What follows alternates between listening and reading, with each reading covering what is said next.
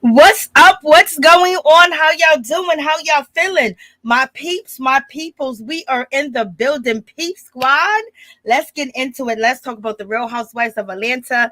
Let's talk about, coleslaw. Let's talk about Ariana Curry. Let's talk about Neo, and then we're going to talk about the Real Housewives of Atlanta. So in any event, thank you guys so much for coming through. I appreciate you guys being here this time of night. I know it's late. I had a whole lot going on up in the crib, baby. Mary Jane had to get things right, get things straight, get people on point, make sure the house is flowing like it's supposed to, make sure that enemies know that there's no weapon formed against me shall prosper, and at the same time, while God is blessing me and protecting me, I know how to protect myself as well. So in any event, it's all good, baby. So let's get into the situation. So let's talk about Neo.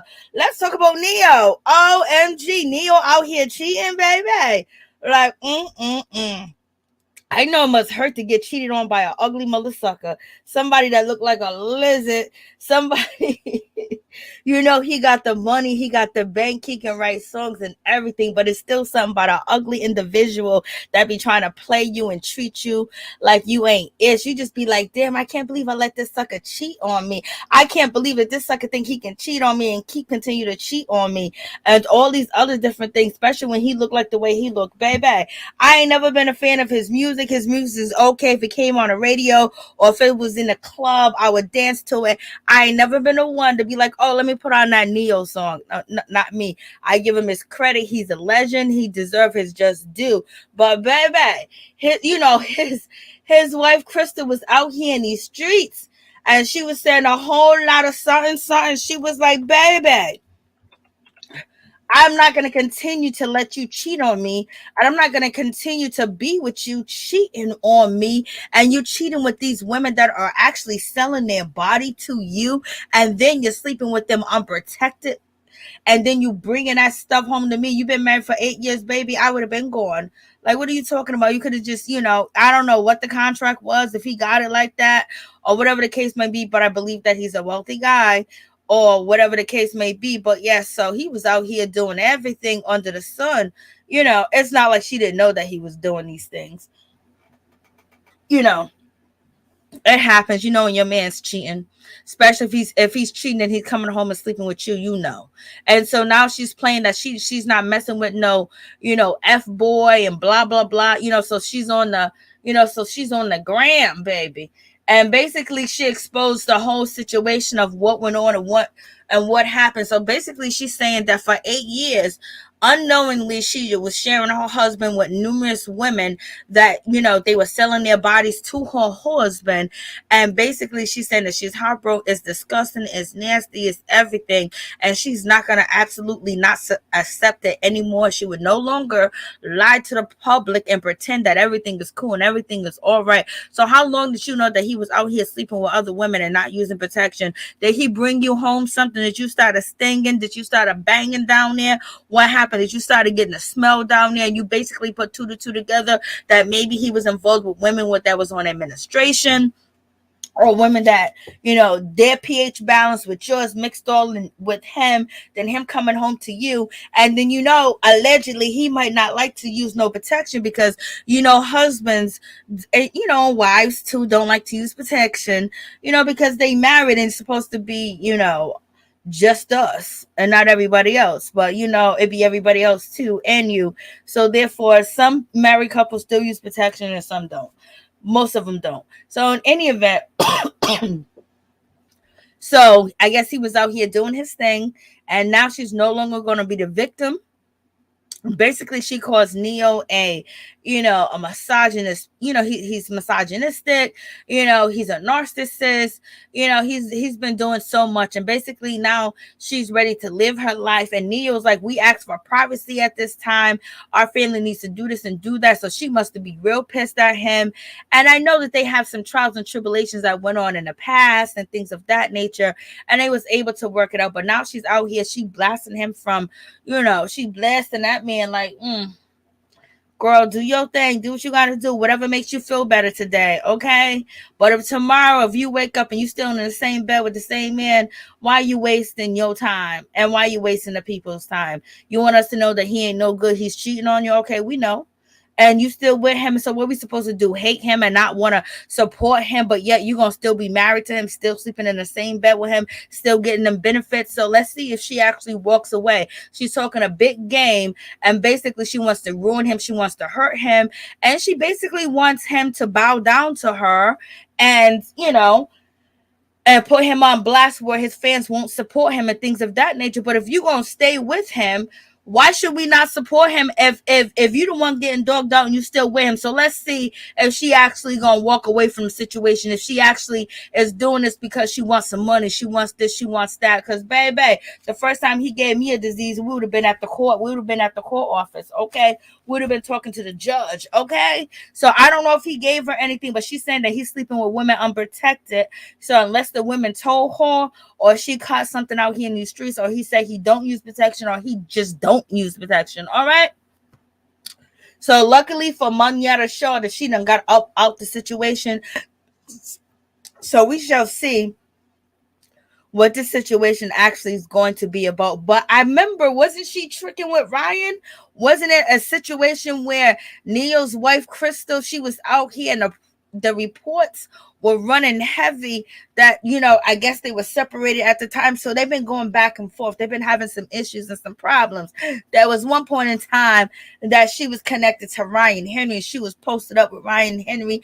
We seen her with Ryan Henry. So if you leave Neo to be with Ryan Henry, another F-boy, another dude that be out here in these streets, and I don't think he wants his what between your legs, and he will basically dismiss you after that. So if you left Neo to cheat with him, so, maybe you like men like Neo. Maybe Neo did something wrong, or whatever the case may be, but handle your business. I know you want to tell us maybe she's trying to, let women know that he still sleeps with other women without using protection, or whatever else the case is. But if she stayed married to him, what's the point of telling us? What's the point of doing all that? Maybe she's trying to get some money off the situation. We shall see. But y'all tell me what y'all think about this situation. I was like, Lord have mercy, help me Jesus. They going in and they talking about it. Hey, what's up? What's going on, Norris? What's going on, Angel? What's going on, Miss Sugar Mama? How you doing? What's going on, Fed? What's going on, Miss T? What's going on, Monique Hill? So in any event, so I don't know what's her motive. I don't know what's going on in this situation between her and Neo. So it is what it is, but she's calling him out. I'm glad she's calling him out. She's warning women, because we recently got a, IG model, TikTok model that was out here selling her body, doing everything, got the full blown, you know what I mean? Can't even walk. And she was out here sleeping with these celebrities. So in any event, some men don't like to put that Jimmy on. I don't know why. I love my life more than I love sex. Okay. So, you got all that going on. So we shall see what's going to happen in that situation.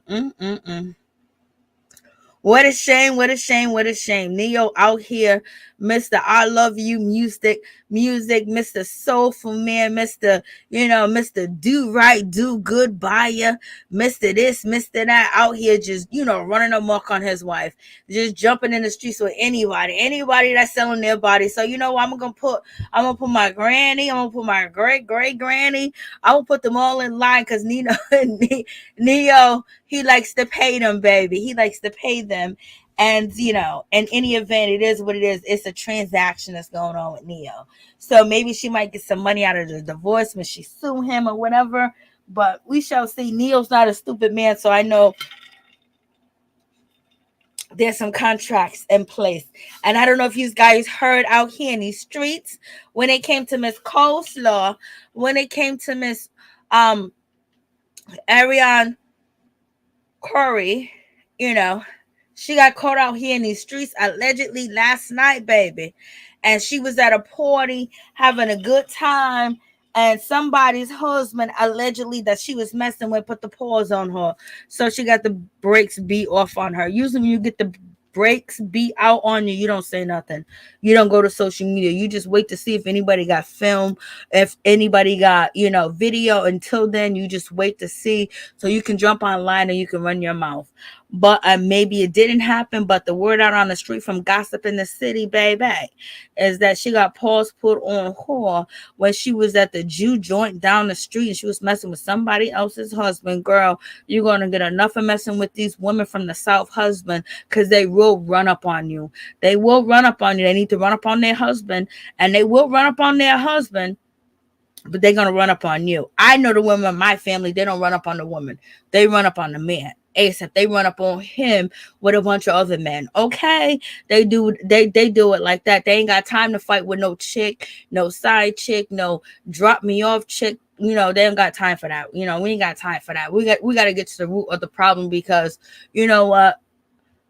We got to say we're going to fix this or we ain't going to fix this. I ain't got time to deal with the chick and all the stories that they going to, put upon you. But in any event, the word is that she got the paws put on her out here in these streets, and a lot of people are not feeling sorry for her. But in any event, it is what it is. That comes with the territory. If you're going to be messing with people's men, make sure that you're protected. Make sure you're not out by yourself. Make sure you got a bunch of girls with you that's ready to do it, because you are now, somewhat of a celebrity as far as when it comes to YouTube. And people would love to get video of you getting the paws put on you and getting beat down. So therefore, you need to hire you some girls. I don't think she can afford girls. I don't think she can afford anything. Martell is leaving her really high and dry. She might be eating cornbreads and kidney beans and rice. So let me stop. So in any event, that's the situation out here in these streets, y'all. Okay, so Ne-Yo and his wife Crystal, dysfunctional, marriage. This ain't the first time that they have problems, and this ain't gonna be the last time. And I don't think Crystal's gonna leave him.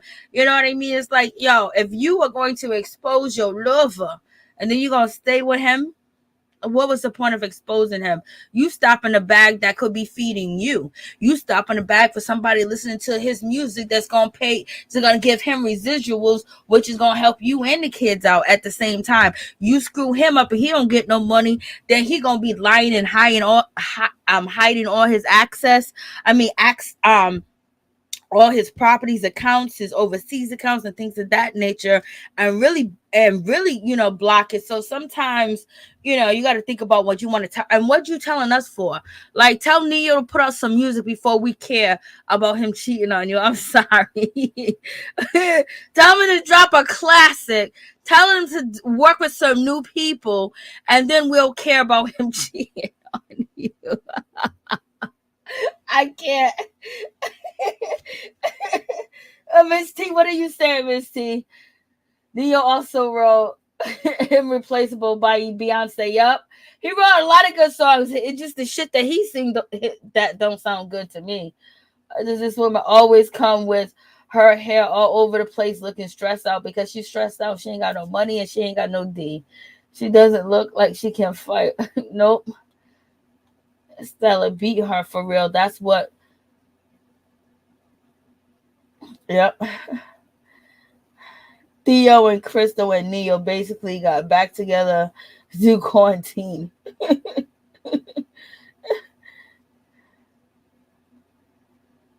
Yep, I guess they all got back together, Miss T. Theo, who's Theo, girl? So, I guess, it's, he, Ne-Yo basically had Manetta show, which is on Real Housewives of Atlanta. He had her, basically get her tubes tied because he didn't want to have any more children, and he wouldn't get a vasectomy or anything of that nature. So therefore, Neo's wife, I mean Manetta, she went through this procedure for him. Then he turned around and dumped her and went with Crystal, and then it was murder she wrote from there. And in any event, Crystal's going through it because now Crystal husband's out here just sleeping with everybody like he's on what's his name? Charlie Sheen. So basically the way Crystal is describing Neo, she's describing him as Charlie Sheen.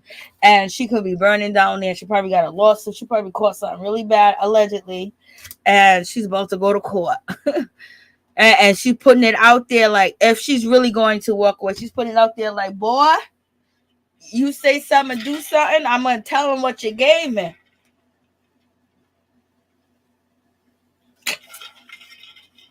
And Neo don't like to be embarrassed, but our ugly mother sucker just dogging you out. I wish an ugly nigga would be out here cheat. I don't care how much money you got. You can have all the money in the world. Biggie Smalls and all these other people, these rappers and everything else. I know you guys look, oh my God, they got so much money. Oh, I love them. Okay, yes. But it would be something in my soul that wouldn't allow me to accept an ugly dude disrespecting me. Okay? No, I don't want I'm not going to accept anybody disrespecting me. But to have somebody that look like Neo, I can't tell what side if he's on, if he's gay or straight, disrespecting me, cheating on me, got funny lips, funny forehead, funny head, just look weird. He looks like he sucked his thumb and stuff like that. I'm just out here just raw dogging the whole city. I wish I would put up with some shit like that. I wish I would. Lord have mercy.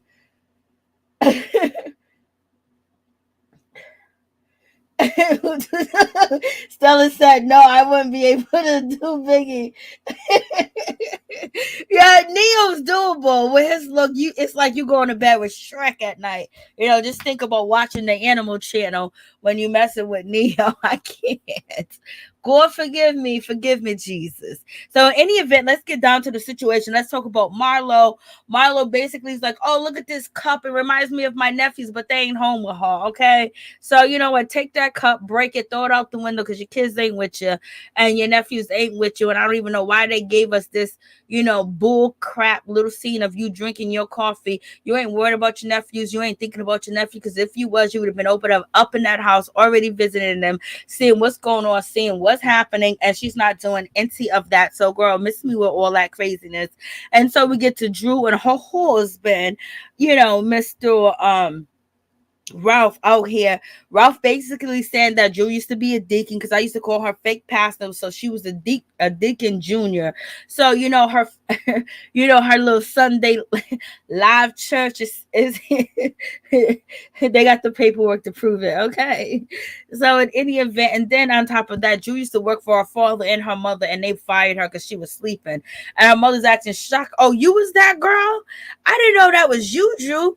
I didn't know I fired my own daughter. Mother sitting there with, crumbed up, purple hair going on, like she's doing the most. She want to stay young. She want to stay youthful. She wants to be hired for a clown party, baby, over there at the nursing home down on 227th Street.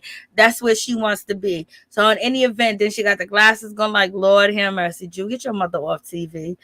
Okay, so then we have, Shereé.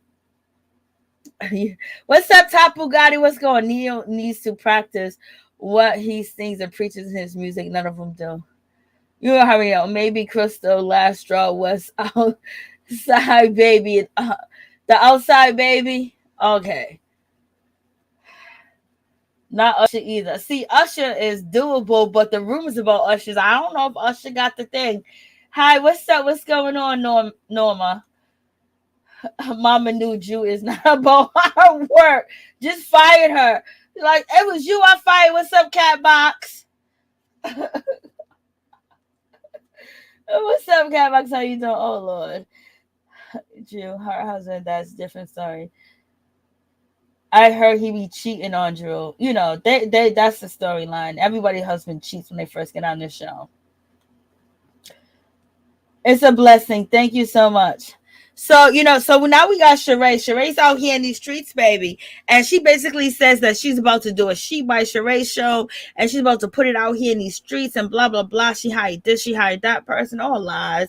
Because the shit ain't still out. So, she's asking Roy, Roy. I don't know what his name is. Roy. She's asking him to model for her. Yes, and he's beautiful. He's handsome. He's gorgeous. I would rather him to cheat on me and dog me out than Neo. So, he's like, yes, I'm ready. He's willing to do it. And, she's coming up with these stories. When she's going to have it done, she's not sure. And, she said everything looks good on paper. So she got these, I don't know. She Googled this right here. That's what she did. And Bravo put it up there because Bravo be paying for Shereé's storylines. And so Shereé's happy. She's about to get it on and popping, which we know that's not going to be true. We got Ace. He's turned 6 years old. He's very smart. He speaks 2 languages. Or, he understands, Chinese, I believe it is. And so, it's his birthday party. It's a small little party, but Kandi's going to throw him a big party. And, it's so wonderful. I wish that we could see like Kandi's little baby. She got Blade and she got Ace. Then you got Kenya. She has baby Brooklyn. Then you got June. She got her 2 little kids. I don't know why Sonia little son is not there. It would be fun if these kids could have a relationship because that's what we miss, from the previous, seasons of Real Housewives of Atlanta, where the kids get along and have a good time and be friends and build a relationship. But in any event, they having a party. We got Marlo. She's at her sweatshop, selling her clothes, and she's trying to get Shereé to rent a Louis Vuitton hat, a Louis Vuitton bathing suit. She's trying to get swimsuit. She's trying to get Shereé to spend some more money because Shereé done came to her house and spent $11,000. And Marlo even said she was trying to get Shereé to swipe her credit card. And Shereé was like, no, not today, baby. You already got me before. And luckily, Shereé didn't get robbed walking out of Marlo's house. You know what I'm saying?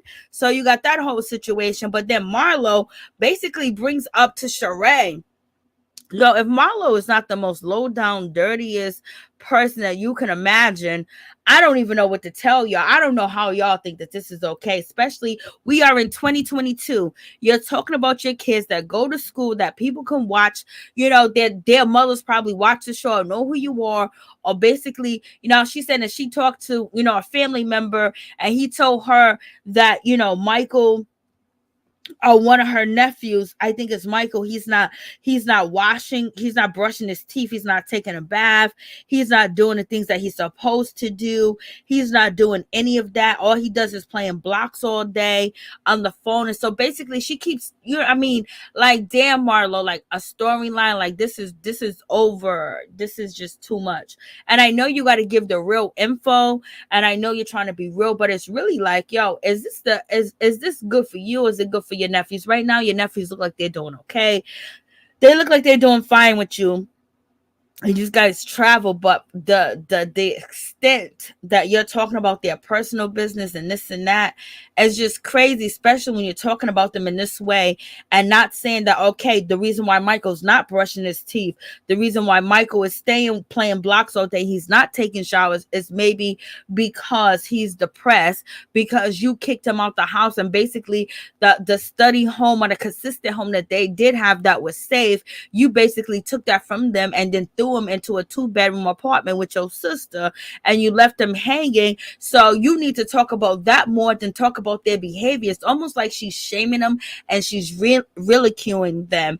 As far as my mom used to tell me, like back in the day, parents used to take their children's mattresses that used to piss the bed and put it on the side of the street, basically to stop their children from peeing in the bed and publicly shame them. And this is what Marlo's doing on a 10-time level, especially if these kids want to be low down and want to be dirty and bullied. So in any event, so she continues, oh, he's not brushing his teeth, he's not taking a shower. So basically saying that he's a nasty little summer gun that you're saying on public on TV. Like, yo, that's cold. And this is why Shereé is looking the way that she's looking. This is why Shereé was like, I can't even believe you said that. Because if you notice, ain't nobody ever said nothing bad about their kid. Kandi came close when it came to Riley not cleaning up and not knowing how to wash a tub and this and that, and not knowing how to do these things, but she got somebody doing it. But basically, she's calling her nephews filthy on TV. And, basically make it the things that she say. Marlo said that she was made fun of and how her mother treated her. She's doing this to her nephews live in color on national TV, which is a shame, baby. Not only that, she showed their bedroom. They show how dirty it was. She showed them stashing food. She didn't say like, okay, they live in an environment when they didn't know that what they're going to eat or not. So I have to, basically let them know that they're in a safe place. No one's going to take their food. No one's going to do that. Instead of her worried about wearing this clothes, that clothes, and all this other stuff, and all this, materialistic things, she's not working on the boys. She's not helping them, and she's not teaching them. She's just teaching them only thing that she know what she think is right. Like she wants her nephews out here selling their booty. Like what's going on? Like she's doing too much for these boys. That is not that is just so wrong.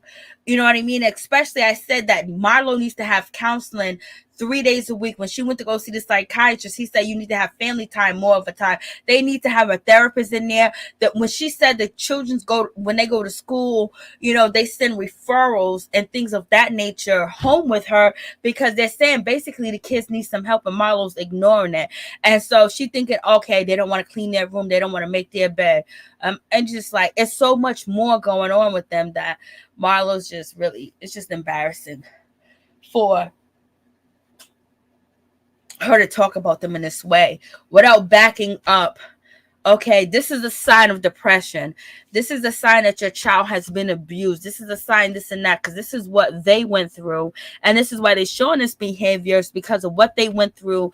And, and put it out there like that, so people that are adopting children, things of like that, can actually learn. And her storyline will be more flourishing, and it'll be so much more better. But then Marlo said she don't want to abuse the kids and talk to them like that. And I was like, oh my God. Like, Marlo, I can't believe you even said this stuff on TV. I mean, like this is sad. Like the way she talked about that boy and his hygiene and everything, like that's really like wicked witch of the West. Okay? Because she didn't clear it up as he's depressed, or he's suffering from abandonment issues, or his mother didn't teach him that, didn't teach him these things. These are the things I was trying to work. So now Marlo's like, oh, maybe I need to come and get them or whatever. I was like, that's so sad for her to talk about them kids like that. So in any event, we have, Sonia, she comes through. She's in the building, baby. Hey, what's up, Hickerson? Marlo is shaming her nephew so that people will understand why she kicked him out. Yes, kicked him to the curb. That's exactly what she's doing. But at the same time, only people that don't understand know that what she's doing is absolutely wrong. And it's just really sad. And she's smiling and she's grinning with these name brands on. I wish somebody could just take her name brands and basically just make her, do what they did in Game of Thrones. Shame, shame, shame. Like the way that she's acting and the way that she's doing. Like, how would she feel someone talked about her hygiene or the things she did? Whoever did her hair said her scabs stank. Said that she got, she looked like she got pus and scabs and stuff like that. Like, she's so disrespectful to her nephew. And the way that she's using them for a storyline and talking about them, it's like, it's all negative about them. And she's so happy. Oh, I just threw them away to the streets. I told them to get the F out my house. They don't do this and they don't do that. I was like, girl, those boys are crying out for help. Yeah, they was, but I think they're happy now. Yeah, family generational trauma. Exactly. Sonia got some bundles. She's trying to cover up that ball spot. What's up, Major? Yeah, she's trying to cover up them ball spots. Girl, go ahead, do your thing. Trying to cover up them ball spots. We know we're gonna see Sonia a while because she got a title. So her Bravo. Any woman with a title that comes on the show, they want to keep her around. Like we supposed to be so thrilled about their goddamn title. Okay. But in any event, So moving on from that situation, you know, Lord, this girl's on my screen. Sonia, she comes through and she's feeling a certain type of way. She's talking about Kenya and she's basically saying, I don't like the way that Kenya came and she wasn't going to support you and she wasn't going to do that and she was going to be combative towards you. Well, she probably shouldn't even came on the trip. They was this and that. Like, girl, what did Kenya follow the rules? Marlo said you need to be here at a certain time. You need to do this because Marlo went around telling everybody in the house, like, I'm going to tell Kenya she can't do this. I'm going to tell Kenya this. And basically hoping for Kenya to fail. So Kenya came, she applied, she came, she complied with everything that Marlo said for her to do. She showed up early, she showed up ready to go and everything. Had breakfast with the ladies, even said hello to Marlo. Even Marlo tried to hug her. Marlo wanted to give her that bootleg candle, and she didn't want that bootleg candle because it was disrespectful. She was going to say, well, this is for you, Kenya, because you're delusional, you're this and that. So she didn't want to give her that moment. Yes, Kenya could have sat down and had a conversation with Marlo, but who's to say the way if Marlo was going to, try to dominate the conversation, Marlo was going to try to throw shots at her because Kenya tried to talk to her the previous night. And so basically they left it as that. She didn't want to talk. Everybody had ants in their pants and they didn't want to hear shit that Kenya had to say, including Marlo. But Kenya heard and she showed up on time. She did what she's supposed to do. And Marlo was going to make some type of big deal out of the situation that at the end of the day, Marlo looked stupid because Kenya came on the trip anyway. And she went with them because Bravo was not going to let you say that Kenya Moore can't come somewhere. You think Bravo's going to pick you over Kenya? They can replace you. They can't replace Kenya. So in any event, moving on from that situation, and yes, Kenya could have sat down and had a conversation, but you don't know what you're going to get from her. And then on top of that, now we hear that Marlo was disrespectful to Kenya in that moment, basically talking about, baby Brooklyn is not Kenya's. She's not her real mother. She didn't have no child, all types of stuff that she was saying. But yet you have Marlo basically saying, okay, come over. You are invited. You and your daughter's invited. I wouldn't bring my daughter around somebody that's manipulative, and evil. And basically saying, oh, well, Brooklyn's invited anytime. I thought that was cute. But come to find out that she's throwing shots at Kenya, about baby Brooklyn. That's why she got the house, because she already knew what's up. She already knew that Marlo wanted to make a seed. Marlo wanted to make it clap. Marlo wanted to make something for herself. And Marlo's hurt and disappointed that her and Kenya are not the way that they are. And Marlo doesn't even understand why they are not that. Like, she don't understand what she's doing. She basically feels like, Kenya's just hating on her. And she doesn't see anything else. And so now she's playing victim. And, that's where some of you guys were saying that you think Marlo's bipolar. So we got, so we get to the situation where we have Candy's husband, Todd, and we have Drew, Kenya. They're chilling for the birthday party. They talk about the break-in on the dude. And, they're going to have police presence. And that's when, when it comes to Kenya was like, yo, Cardi B lives down the street from me. She has 24-hour security that's standing outside. Candy said, we ain't paying that. We ain't wasting money like that. Okay. Then Drew said, well, where I live at, they got a security guard, or they got a guard before you enter the community, which makes her feel safe or whatever. So they get into that situation. But when it comes down to the Marlo and Kenya situation, Kenya being called out by Marlo, and Marlo's friends, which is one of Future's baby's mother, I think Brittany. She has some things to say about Kenya, saying that Kenya was wrong, disrespectful, and why should Marlo have to check in with her? Because the thing about it is, Marlo said that she's having some issues, some situations, with the police and with, people spotting her house. A very vague text that was a group text. But then after that vague group text, Marlo jumps on the interview and she tells the whole media what's going on, but she never reached back out to tell the girls what's happening. So they had to find out through social media. So that was the point that Kenya was making, that girl, you could have gave us the heads up, but she wasn't gonna give nobody the heads up. This is a storyline of future baby mama next season. So we have this situation, and so they're all talking, and they basically saying Drew is the new bone collector. Drew being a bone collector. You got, Miss Kenya Moore saying yes, move over, Shereé. Juiceador in the building, okay. And then we got Kandi saying, yeah, the bone collector ain't Shereé and ain't Kandi. So Kandi called herself.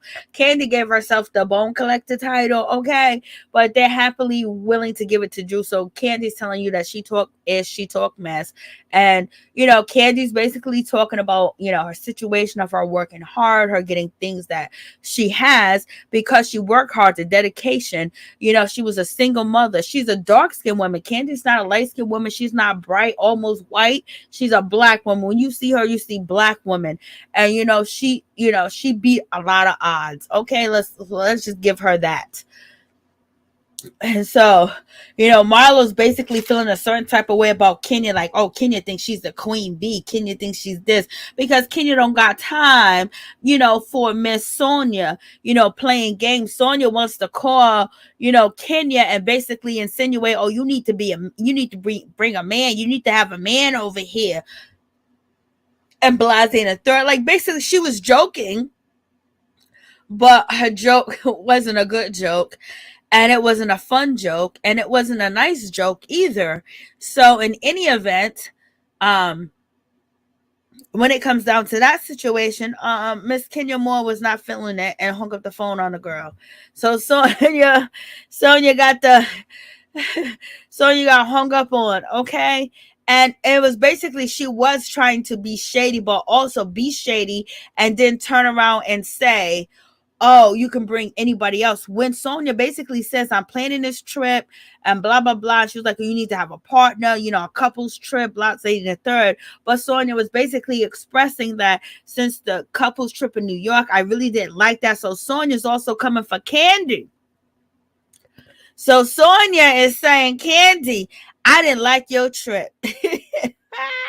She said, Kandi, I didn't like, after she done used Kandi and on Miss Kenya to promote her clothing line and things of that nature, she jumped down on it and said, I didn't even like Kandi's trip.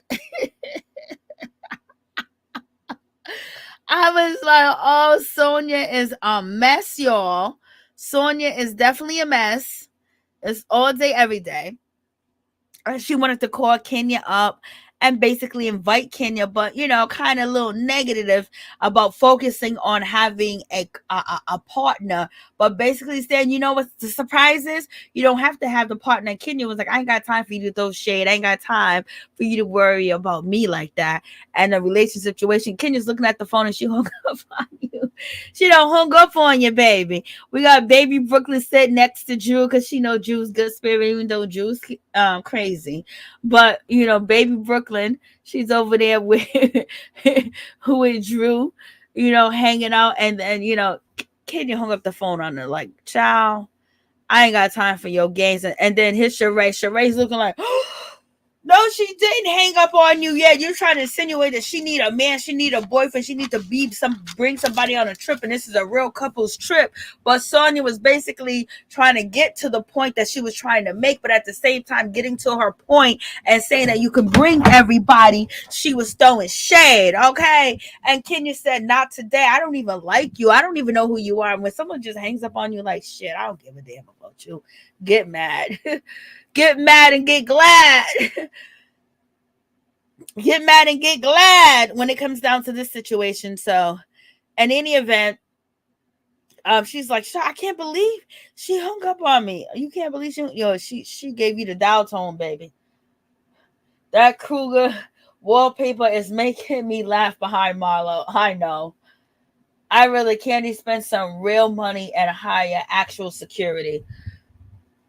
Kandi says she is not hiring nobody 24 hours a day. She ain't got that type of money or that time to do that, girl. I was like, oh, Kandi, you can't pay another employee. She said, not today. We gonna be safe. Yes, she's not trying to spend that additional money.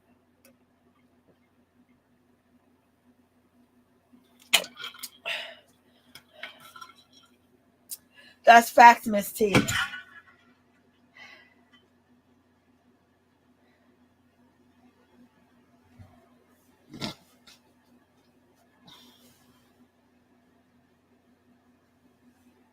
Oh no, they didn't say nothing.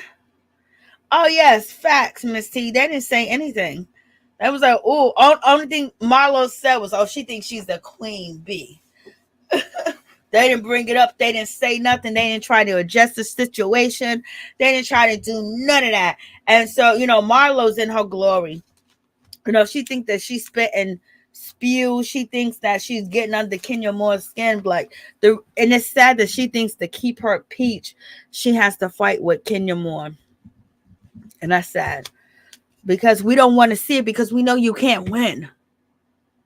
You know what I mean? And then if Kenya just sat here and just read you every time that she comes on camera, she will look like a monster because you can read Marlo all day long. And then Marlo doesn't have the good comebacks. Her comebacks are basically talking about your child and your husband. And you can't talk about Marlo's kids because she ain't got none. You can't talk about her husband because she ain't never had a husband. So basically it's just like, girl, we're going to read you down to the ground. But if you do, you're going to look like a bad person. Then, her temperature and her temper is going to flare, and she's gonna end up slipping up because Kenya can come on this show and just talk about you, Marlo, like the way you talking about her, and make you feel really bad about yourself, and she's trying not to do that. Okay. So we shall see what next season is going to bring. And so Sonia is feeling a certain type of way because she wanted to invite, Kenya and everybody else to the Jamaica trip. And Kenya Moore was like, you ain't going to play with me. You ain't going to shade me. You already know my situation. You know what I'm going through. You know what's happening. You know I ain't dating nobody. You know I ain't with nobody. And then you got Kandi, basically said, I don't know what's going on with your girl Sonia, but she knows that Kenya's in the middle of the divorce. She knows all this, so I don't even know why she's acting like that, because she was trying to joke and trying to be cool and be shady in front of Shereé and Marlo, and it backfired because Kenya said, I ain't got time. Now we got Marlo. She's back on screen with no tears, act like she's crying. I ain't never seen this woman crying. Ain't no tears come out her face. Ain't no tears roll down her cheek. Ain't nothing at all. Nothing at all. Not one tear. She went to go see a counselor, a Christian psychologist, or whatever the case may be. You need somebody, you need a therapist, you need a psychiatrist, take the psychology guy and tell him, hit the road, Jack. Don't come back no more, no more, no more. Because he basically just wants your money and telling you the truth. Because he was like, we just got to make sure the kids are not feeling abandoned. He knows damn well that what you did to them kids and send them away for 30 days was wrong. And you know what? He was, but I'm glad that you didn't do this tonight. Like, we are glad that she didn't go off on them. We are glad that she didn't hit them. We're glad that she didn't treat them like dudes out in the streets. We glad that she didn't treat them like strangers. We glad she didn't do all that to him. We know. And so basically she probably thought that she was. And so she said, get F out my house, just like that, like they were nothing. And she haven't got counseling. She haven't got help, but she got a bundle in her hair. She got that fake makeup on. She got them fake edges. She got the fake hair. She got all these clothes on, but this woman ain't got no help, ain't took care of her mental, ain't took care of nothing about herself, because she could come on here and be Mother Teresa and be the teacher of when you're adopting kids, or when you're adopting family members' kids, or when you're taking out family member kids, the do's, the don'ts, and this is what to look like, blah, blah, blah, and just be a whole inspiration. But no, she want to be a ragamuffin. She want to be low down and dirty in the situation. Like, I don't know nobody that kicked their kid out. I don't know. I don't got one friend that said, hey, kids, 12, 13, get your ass up out on the street. Get out of here. Go live in a 2-bedroom. I ain't never seen that before. And, and it's bad because, she's on this show, and this is not how Black women usually treat their kids, because what? Grandmamas been raising their kids, been taking care of them like that they own. You know what I mean? So she's out here giving us a bad representation. Then number 2 is, and this is what you see when you don't get no help, and all you think is sexing and having sex with a billionaire, messing with man in the street and drinking this and going to Paris, going here and there. But your self-worth and who you are as an individual and how to cope and deal with things is trash. And then on top of that, now you need to have something more that's not, superficial, and she don't even know how to give that. That's the embarrassing part, that she never got the help. And the sad thing is, you got money. There's so many people that would love to go to different, you can go to these Atlanta doctors, counselors all over the place that specialize in everything. The money that you spend on bags, and she didn't do none of that. So she's sitting here fake crying with the counselor. Not one tear came out this woman's eye. Not one tear dropped, not one nothing. And basically, did I do the wrong thing trying to get, clarification? Was she right or was she wrong? But the doctor said, you know what? Maybe he's a Christian psychiatrist. Maybe, you had to do what you had to do. But let's just try to make sure the kids doesn't feel abandoned and you didn't go off on the kids. Because basically, you got the counselor saying that we're glad that you didn't take it there or go off of what it could be. So basically, you're setting yourself up to look violent. You already got Kenya calling you out. Stop chasing me. Stop following me, Marlo. I don't know how this is a good look. It's things that we do see, but we don't want to see you dogging them boys out. Then you was mad at Kenya at Mark's event. Mark treats your nephew so well and blah, blah, blah. And look how you treated them. I'm like, Lord, help me, Jesus. But on Instagram, she treats them very well. They travel, they do everything. They live a better life than a lot of us. Okay? So, but humanity, nurturing, and just understanding life and how to get through and what the values of life is and what's the value of your life and what's important in life and what you conquer and what you succeed. They're not learning that from Marlo, because we got Marlo already saying that Michael, was at the school cussing out the teacher. We don't need to know Michael's cussing out the teacher and basically saying to the teacher, oh, you make this much money. You don't make that much money. Because why? Because Marlo putting everything in his head that's $1. No, but you put in his head that you can invent, you can create your own dollar, you can create your own wealth. What do you like to do? Play games and invent this, do all this other types of things. But basically, she's just showing them a whole nother, the old way, that only way that she knows how. And so, she's an old dog with old tricks. And it's just really sad that is displayed on TV. But when it comes to her nephews being with her, I think they are at a great place being with her. I think they are cultured. They're living life. They're doing really good with her. We see her on Instagram with them all the time traveling. If they was in a group home or something like that, they wouldn't have that lifestyle. But Marlo is missing key elements of teaching them how to grow that she needs to get help with, So she's over here perpetrating. Someone please dial 911. Marlo just killed her storyline by dissing her kids. Like, oh my God. Like, girl, do you think that that's okay? So we got her and her craziness going on, all the excuses that she wants to make. And so we get to Kandi. So Kandi and Todd are together. They look good. They got it going on. So Kandi and Todd, they have, some businesses together, a restaurant and some real estate. And so in any event, now they talking with the kids. You already know that this was set up and made up, because no one trusts Todd with the money, from Mama Joyce to Kandi to Kayla and to Riley. So, we can say that it's so disrespectful, but at the end of the day, he's not going to, Todd is not going to follow Kandi's wishes. Whatever she puts out there, whatever she tells, him to do, Todd is not going to do it, because he don't want to do it, because he wants the children to grow up a different way. And basically, him and Marlo wants to give them everything, and Todd wants them to work for everything, or whatever the case may be. So you got to take Marlo, you got to take Todd, you got to, make it in between for situations and add a little something on it. But in any event, even Todd's daughter,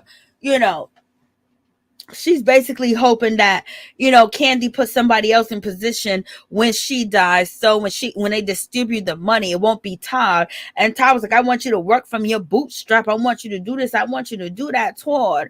You wouldn't be flourishing if it wasn't for Kandi giving you leeway, to just basically use the money in the accounts and do your thing. And even though, she still got a, collar on your neck, a dog chain on your neck. And so Todd is basically saying, well, what if you get $5 million, Riley, and you just blow it and you do this and you don't have any more money? Riley is not Toya from Real Housewives of Atlanta. Riley has watched her mother make it. She watched her mother grow. She watched everything. And Kandi's not an alcoholic. She's not a drug addict. And she's not abusive. And she works hard. So the values that Kandi has shown her daughter as she grow up, Riley will be smart. Only thing that will be in place if Riley gets with somebody, that basically wants to take advantage of her. But I think she's too much like her mama. She's too much like her mama. She ain't gonna let that happen. So in any event, they have this conversation. And Todd is basically saying something happened to us, and then, and Todd said, I see something different stages. I see this, I see that, I see us doing this. We got these businesses, and something happened to us. We want you guys to be able to make it and pull yourself up by your bootstring and do all the things that you need to do to get there. And so Riley and so there was like, leaving Todd in charge if Kandi dies, because Kandi said, what if I go first and I need somebody to distribute my wealth and blah, blah, blah. And then, Todd was like, yeah, it'll be me. It'll be me. I'll do this. Oh, yeah, them kids won't see a dime from Todd. Them kids won't see a dime from Todd. He probably gives them $1,000 a month and tell them find the rest. Okay. He's very cheap. He's very cheap when it comes to, giving it to the kids. He feels like he worked for Kandi. He had to kiss her booty. He had to sex her every night. He had to deal with Mama Joyce. And then he started businesses that flourished. So therefore, he did his hard work. He just didn't come in and just get money like that from her, okay? He had to work hard at it, And then on top of that, he said he had to throw the mattress out. Flip the mattress. She didn't even flip the mattress over. So basically, he's telling you it's loose as a goose. He's telling you Kandi been in these streets. She's been in these streets for so long. When I moved in, she had the same mattress. Well, you should have came in the day you moved in with a mattress, okay? And I talk about her mattress. Oh my God. Like, he was so disrespectful. Oh, yes. Yes, Mella. Oh, he was, Your Majesty. Oh, yeah, so Kandi better make sure that she does everything that she's supposed to do with this Monte, okay? And stretch over 20 years, dang. I know. And so when your own daughter don't want you to be in charge of if when her stepmother dies and leaves money, she don't want you to be, the stepdaughter, Kandi's stepdaughter, don't want her father to be a part of any of that decision making. Riley made it clear, like, I don't need you. I don't need your help in that type of situation. I'm doing what I'm supposed to do. She's at NYU. She's at her sophomore year. And she was like, what if I need to start a business now in my 20s and I got to wait overtime because Todd is talking about we're going to stretch it out for 20 years like you just said, Top Bugatti. We're going to stretch this out for 20 years. We're going to do all this other stuff. Listen, if you don't listen to nothing I ever say, please have a will. And the people that you want taken care of, make sure they're taken care of. Don't leave it up to one person to put out your wishes, because they won't. I've been to too many funerals. I've been to too many deaths.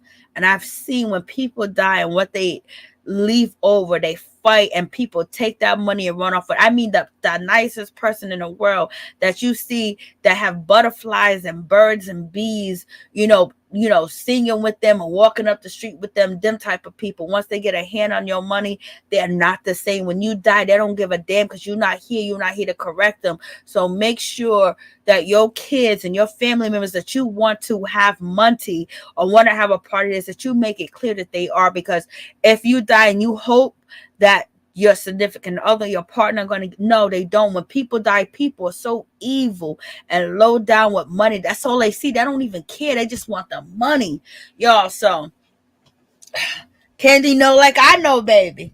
Kandi done seen it. We done seen a funeral destroy family. We done seen when somebody die and all the money grubbers, the people ain't never been around, ain't never did nothing, come with their head out. They come taken because they got paperwork. So Kandi, handle your business and make sure your daughter, your mother, and your kids are all set, because Ty wants them to be out here working for free, working on farms. He wants them to volunteer their time. He wants them to come up, digging ditches and crap like that. Like they ain't already rich. Like Riley ain't been rich her whole life. Like Kandi ain't been rich half of her life. Most of her life, she's been more rich than she's ever been poor. And so now you're going to say, I'm going to take, and then they living good now. So when she's gone, they supposed to struggle. Todd, watch yourself, buddy. I know it's all good. You're supposed to respect your husband. You're supposed to do all that. But listen, when you die, that motherfucker ain't going to do right by you. I'm just going to let you know. I done seen it from the best people. I'm telling you, from the best people that got the best reputation, ain't never even stepped out of line or even said boo to a mother sucker, man and woman. When you die, and they feel that power, they about to get rich, baby, they don't care nothing you said. They act like they don't even know you even exist while they picking out your casket. Okay, your casket. So, and casket. So, in any event, we have this conversation. Ty was like, I'm so disappointed in y'all. Y'all think that I would do this? Y'all think that I would do that? Y'all think I would steal y'all money? Y'all think blah, blah, blah, blah, blah, blah. And they was like, nope, we ain't going for it, mama. Please. Kandi was like, the apartments and the houses that I put my daughter in, I know you wouldn't. And that's facts, because she knows her husband. So she will put Riley in a suite, something that costs like $30,000, you know what I mean, for like a couple of months. And Todd would put Riley in a $500 apartment and tell her to figure out the rest. And he would do some dirty shit like that. So nah, dude. Nah. Kandi, handle your business. Because I'm telling you. And Todd was like, I can't believe y'all don't trust me. I can't believe y'all think that way. Y'all make me effing sick. Y'all sticking together like that. Todd was really messed up. He was like, maybe I have different ideas. Maybe I have different this. Maybe I have different that. And it was like, nah.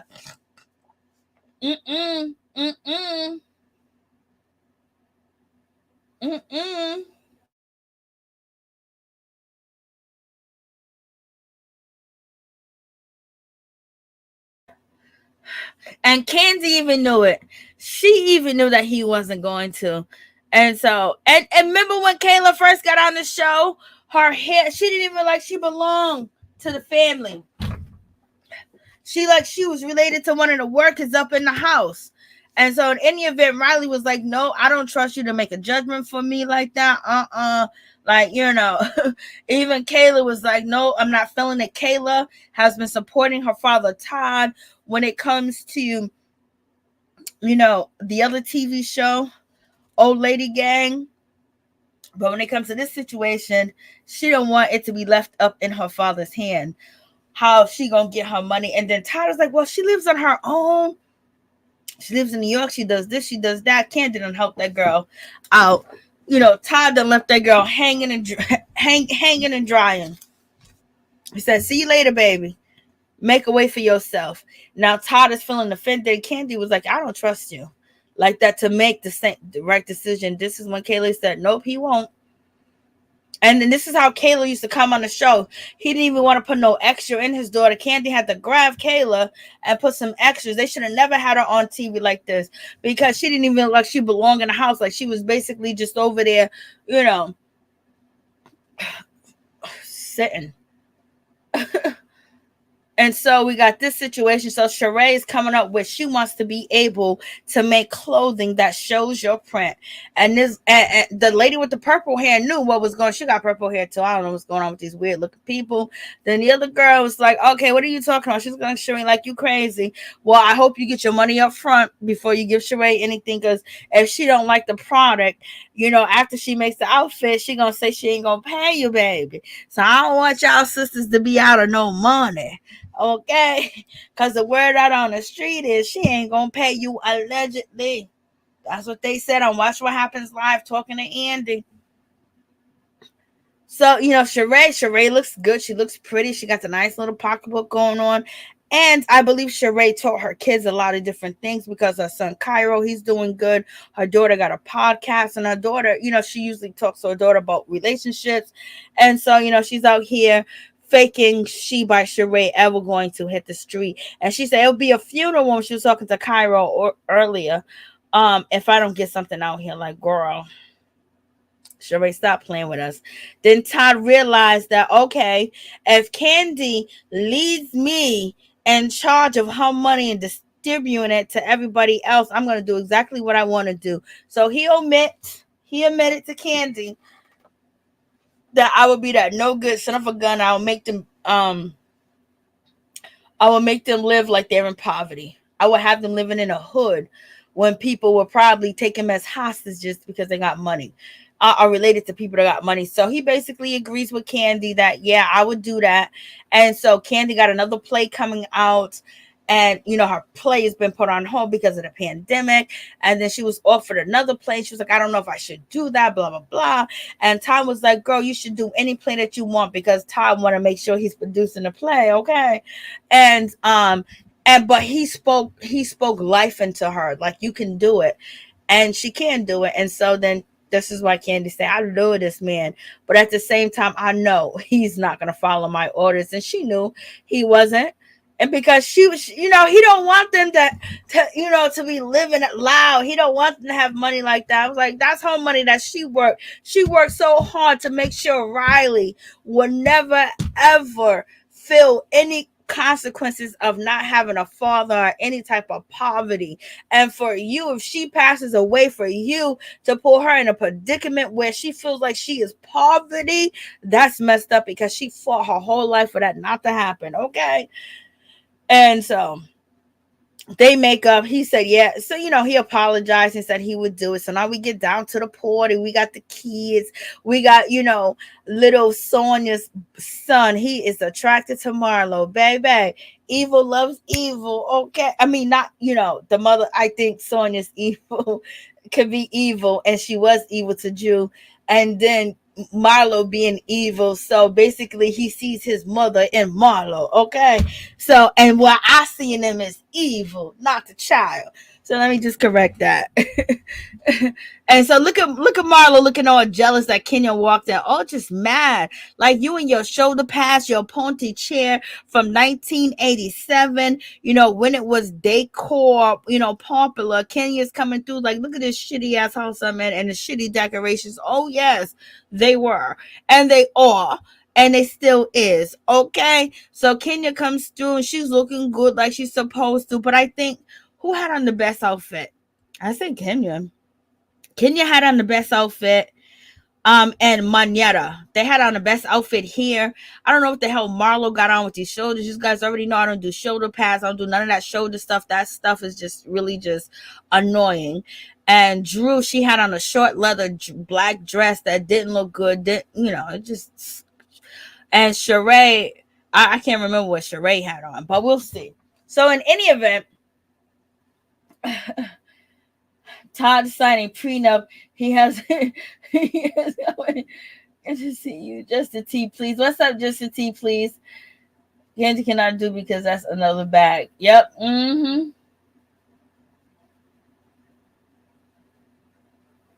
don't know why. I don't even know why, Monique.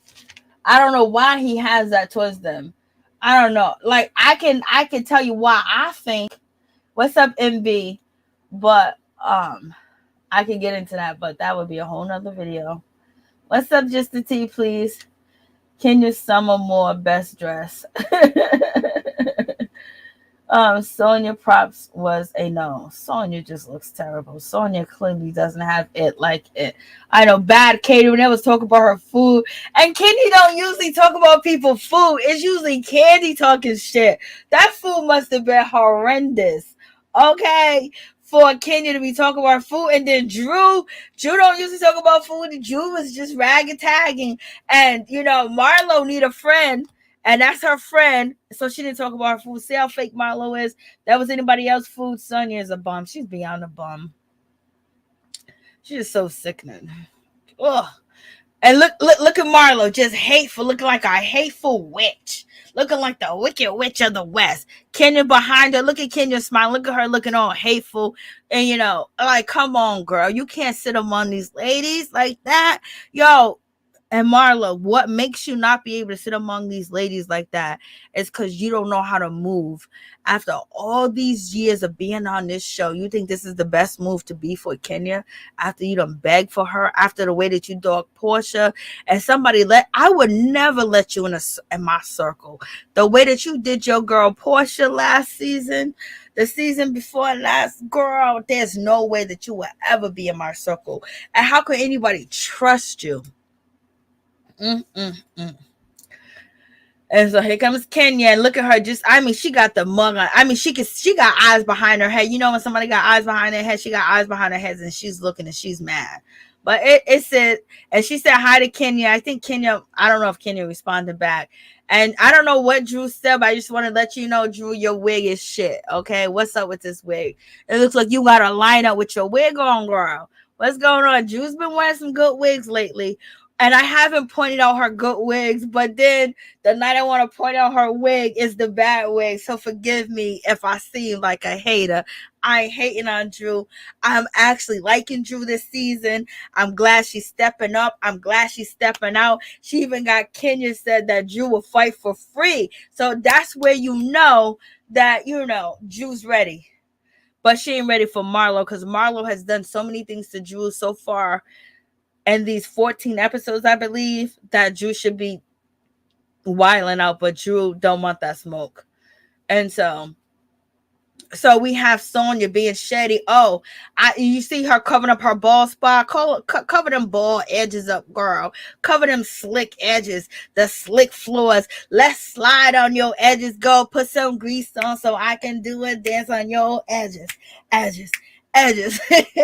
Girl, cover them up. I'm surprised your sister or whoever does your makeup basically gave you grace after 14 episodes of you showing us bald edges. Let me tell you right now, I would have glued a carpet on my edges, baby.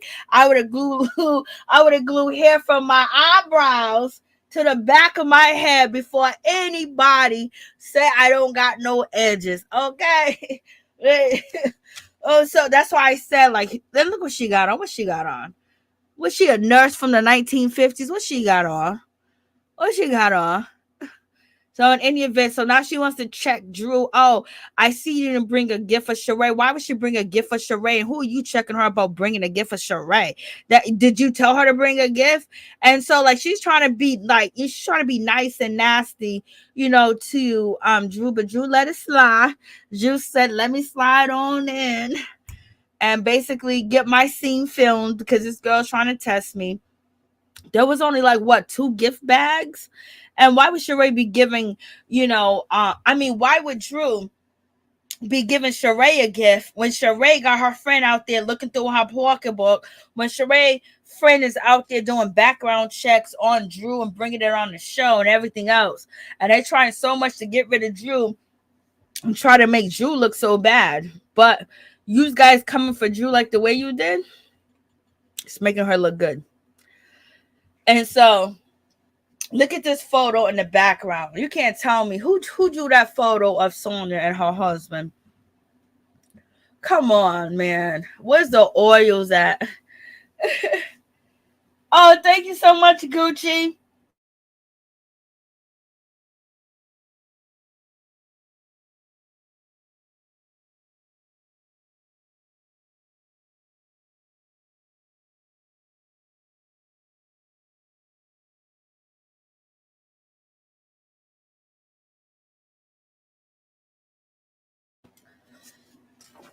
Thank you so much, Gucci 177. So I don't know who painted this picture, but this picture's terrible. I mean, like, come on. Where do you get this done at the mall? 1 second.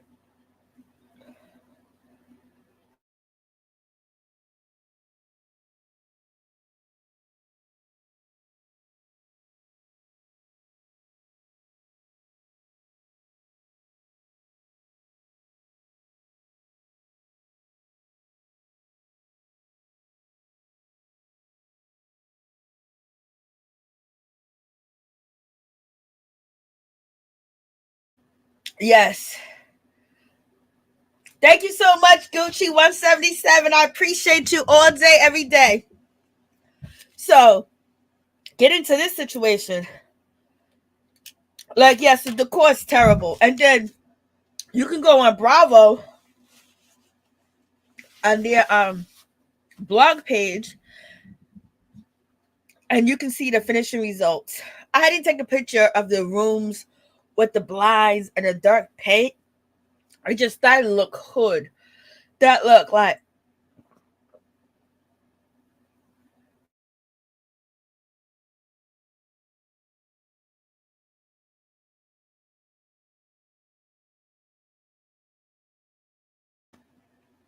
that looked really bad.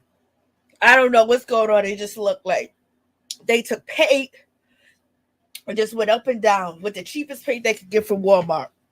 I was like, girl. So now we got Sonia. Now she's gonna try to check Kenya. Here we go. About you hanging up on me. Lord, you better be glad I'm having a conversation. I'm up in your house. That's what you better do, girl. But in any event, we have that situation. And so, Kenya's coming through. She's smiling. Sonia's like, I want to talk to you. Kenya's basically telling her, you need to do this. You need to do that because Kenya, every property that she went in, everything that she saw, see this paint right here, this dark paint right here. This is the cheap paint that you get. This is that cheap staging paint. This is the paint that you get when you don't want nobody to see what it really gives. And so use this dark color. And then the walls were almost like, putty at one particular room. I mean, it's just really dark. Oh, you are? I'm glad.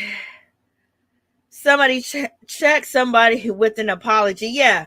Nobody apologizing to you, girl. Oh, we get to see it. Oh, well, look. That her stylist know that she ain't got no edges, y'all. Which is her sister, I believe, whoever's doing her hair. No, she ain't got no edges, so they cover one side up and leave the other side bald. They so dirty for this. Before you get mad, before you check anybody, check your stylist. Check who's ever doing your hair, because we should not know that you don't got no edges. There's so many ways that you can cover this up or get it help. Instead of checking Kenya about, hanging up on you, you should be checking on, can I get some edge care? Can you grow the size of my head? I mean, that's bald. That's not gel down. That's just bald. She ain't got no hair. Like, you can't come talk to me with no hair like that. Like, listen, I'm going to laugh in your face. If you ain't got no edges, you come and trying to check me on something. I'm going to just laugh and keep it moving. I ain't going to argue with you because clearly you don't give a shit about yourself because you don't got no edges. Unless you got some disease, unless your family didn't teach you how to do your hair or whatever the case is. But don't come to me if you don't got no edges. No, we're not doing this today. Oh, you gonna cuss me out and check me about something with no edges? Not today, baby. Not today. Not when I had to keep my edges and make sure I keep the hair on my side. When I had to get on Google, I had to get on YouTube and read and do all this other stuff to make sure I keep my edges at the age that I have, because a lot of women was losing their edges, from the braiding, from this and that. I was like, Lord Jesus, please don't take my edges. Thank you, God. Thank you, God. Because I got him. I can't believe you on. I would never be on TV with no fucking edges. Are you kidding me? And and then you're gonna be bad and bodacious, and you don't got no edges. Call Kenya up. Say, hey Kenya, I need some help, baby. Like, So let's get back to her trying to check Kenya. Let's get back to her. Edge control cream. Yes, she has it. What's up, Jay? How you doing? Yes, she is. Boom. Shakalaka. Drew seems like she's trying to do the best she can financially, supporting a big family. It seems like she's caring for everyone. She works really hard, and I admire her for that. Yes, she's doing the best she can. The marching band, where are you? Lord, the marching band, Jesus. Oh, thank you so much. I appreciate you, Matty. Boom shakalaka. Now, Drew, I mean, okay. Oh, I was talking about Sonia. I don't know what you. I can't agree with your comment. I can't. Let me stop. Okay. So, boom shakalaka. So, me not being a hater, I say yes. But at the same time, she's trying to take care of her family. Don't come up in here and play games with us like you this bitch, like you this really badass and you got money like this and everything is kosher and you basically can, ruin and dog somebody out. See, her destitute. So you pointed out her destitute, and that's why she was so desperate to destroy Drew. She was so desperate to move Drew out the way for the exercise stuff because that's what she wants to do. Now we got this fake trip to Jamaica that she's acting like all her business partners are paying for it. No, you probably getting nothing up. She's probably getting very little. She's the face of a company that basically wants to use Real Housewives of Atlanta, basically to, further whatever business dealing that they are doing because, she did go viral here or there, but at the same time, she was hating on Drew because, Drew's company's fake. I don't like Drew's food. I don't like the way she looked. I think Drew's lying about this. I think Drew's this. I think Drew's that. And then she basically had the ladies investigate, what about Drew? What about this? And then actually Drew's trying to do exercise videos and support people. I mean, so people can watch her to lose weight. And then now we got Sonia doing the same thing. And, these people are paying for her trip to Jamaica. So basically, I guess that's how you have to tear somebody down and you got to cut their throat basically to get what you want. And dog got another black woman. When you say you black power, when you say you supporting black this and I'm black sisters. Oh, I want Candy. She's my black sister. I want Kenya. She my black sister. I want them, to be a part of, taking these pictures. And only reason why she really wanted them is because she wanted to use them because they had the fame and they had the numbers. And then look at her slowly shading them because she's thinking maybe if I go against them or have a little rah-rah with them, but not too much, but keep it mild, that's going to help me because don't forget Sonia, is not new to reality TV. This is her second go around. So, she's doing everything so she can stay on this show. But at the same time, she's trying to climb on top of people and she's already not liked because, what she did to Drew was so dirty. And then, she's just a dirty individual. I can't. So let me move on before I start cussing this woman out and getting upset for no reason at all. So in any event, she tried to check Kenya and was like, you hung up on me, blah, blah, like, I was trying to tell you something. You didn't get the other part of what I was trying to say to you. It's like, you can bring anybody that you want to bring, blah, blah, blah. Kenya was like, don't try me. Don't play with me. I'll hang up on you again. I love you, Kenya. I love you, Kenya. Like, girl, don't play with me. Like, you trying to shade me. You got to act like you're not trying to shade me. She was trying to shade Kenya in front of, Marlo throwing kids out and Shereé that haven't had a business plan since she was invented, trying to show off, act like she was going to get under Kenya's skin. And basically, you just see Shereé talk about, Kenya on the trip. She's like, I think it was just so wrong for Kenya to do this and do that. Why don't you tell Kenya to her face? Okay. Or maybe she did. Oh, she said, well, I feel like you minimize, Marlo, but Marlo is so disrespectful to her. Marlo's talking about her child. So you got this woman with a child basically coming to Kenya and telling her that she need to do this and she need to do that by, for Marlo. For Marlo didn't even get that respect when she was just a friend of the show from the peach holders like that. Okay. They, like, I can't. So in any event, she comes and she tries to check Kenya on what she said. And Kenya was like, girl, you try to shade me, you try to belittle me, you try to be condescending or whatever the case is, I'ma hang up on you again. I think that's what she said, right? Rock Shereé can hide under from the fashion films. I know, my God. Oh, thank you so much, Tracy. Sonia is a phony opportunist all day, every day. And she's smiling up in our face like we stupid.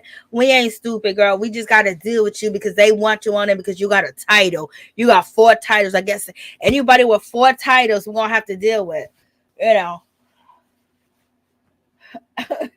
I would not buy a cup of lemonade from either of them.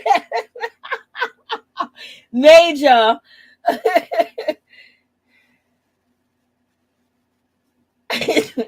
Yes, that's what she's doing, Matty. It should focus on her husband we doesn't have a baby. Baby, look at them edges. Them edges might be with her eggs. I don't know what to tell y'all. Kenya said she was talking crazy. BS. So bye. Yes. Okay. Thank you. Yeah. So, Kenya said peace. And then we got Shereé shady ass. Shereé little pretty shady ass over here. I like this hairstyle that she has, even though it's old and played. I do like I just like it. So Shereé played hairstyle is out here talking about, girl, there's no bartender. There's dry ass food. And, Shereé, you so ungrateful, mother sucker. At least you didn't have to spend $11,000 with her. You had to spend $11,000 with Marlo for Marlo to give you some good moisturized food. You had to spend $11,000, and so Shereé comes in here, this dry ass food, this, like there's no bartenders. Like, what's going on? Like, Shereé was shading. Like, oh my God, Shereé, you so disrespectful. I was like, Shereé, no, you're not being disrespectful for the girl that's on your party. Shereé's a mess, y'all. Shereé's a mess. Shereé is a complete mess. Sonia can't handle Kenya. No, she can't. Shereé house suggests she's very rich. She can't get the She by Shereé started again. I'm telling you, sell out a house, girl. You have she by Shereé. The patties. And they talked about the patties being dry. I'm surprised Kandi didn't talk crazy. Kandi's always the one talking crazy. You have to serve Kenya like a queen, not dry food. Ain't nobody, you gotta serve us all like a queen, because none of us want no goddamn dry food. Don't give us no dry turkey. Don't invite me over for Thanksgiving or Christmas if you got a dry turkey. You know what I mean? If you got a dry ham, how you have a dry ham? Lord have mercy. No. And then you gonna pay for this food for me to eat? Let me tell you right now. My opinion is, I don't know what's going on with restaurants. I don't know what's going on with these places, but their food is not tasting the same no more. We are in inflation. We got a lot going on. You're better, if you want to be happy with ordering food, maybe there's some people where I'm at, the particular location where I'm at, you're better off cooking than you are ordering out food or catering food, because they're cutting so many corners because it's just so difficult. With getting certain products and how expensive it is. You might as well just cook your own food and call it a day, baby. And just leave it like that, because you're going to be dissatisfied every time you get that DoorDash or that Uber Eats delivery. You're going to be upset. I'm just telling you from experience. From experience. So Shereé was disrespectful. Shereé was like, this dry ass, this and that. Shereé was like, where ain't there no white, no white meat? She was like, where's the white? Oh, when she said, where's the white meat? I didn't know what to say, y'all. Now that's a shame when there's no turkey breast, there's no white meat. And so basically she's saying, like, you serving a slop. Like, you ain't, yo, Shereé, yo. Look like, Juice said look like Party City. She definitely did say that. And then Shereé was like, where's the white meat? I'm kind of saying I got no white meat, I ain't got no bartender. I don't know what this is.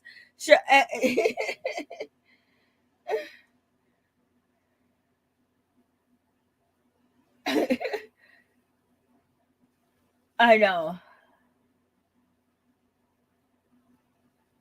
All right, good night, Major. Thank you so much for coming through. It's so good to see you, sweetheart. Thank you. Dark meat is cheap. Yes, that cheap meat. I only eat white meat. I would have been pissed. That's why Shereé was pissed. Because she wanted that white meat, baby. She wanted that white meat. And this girl didn't have no white meat.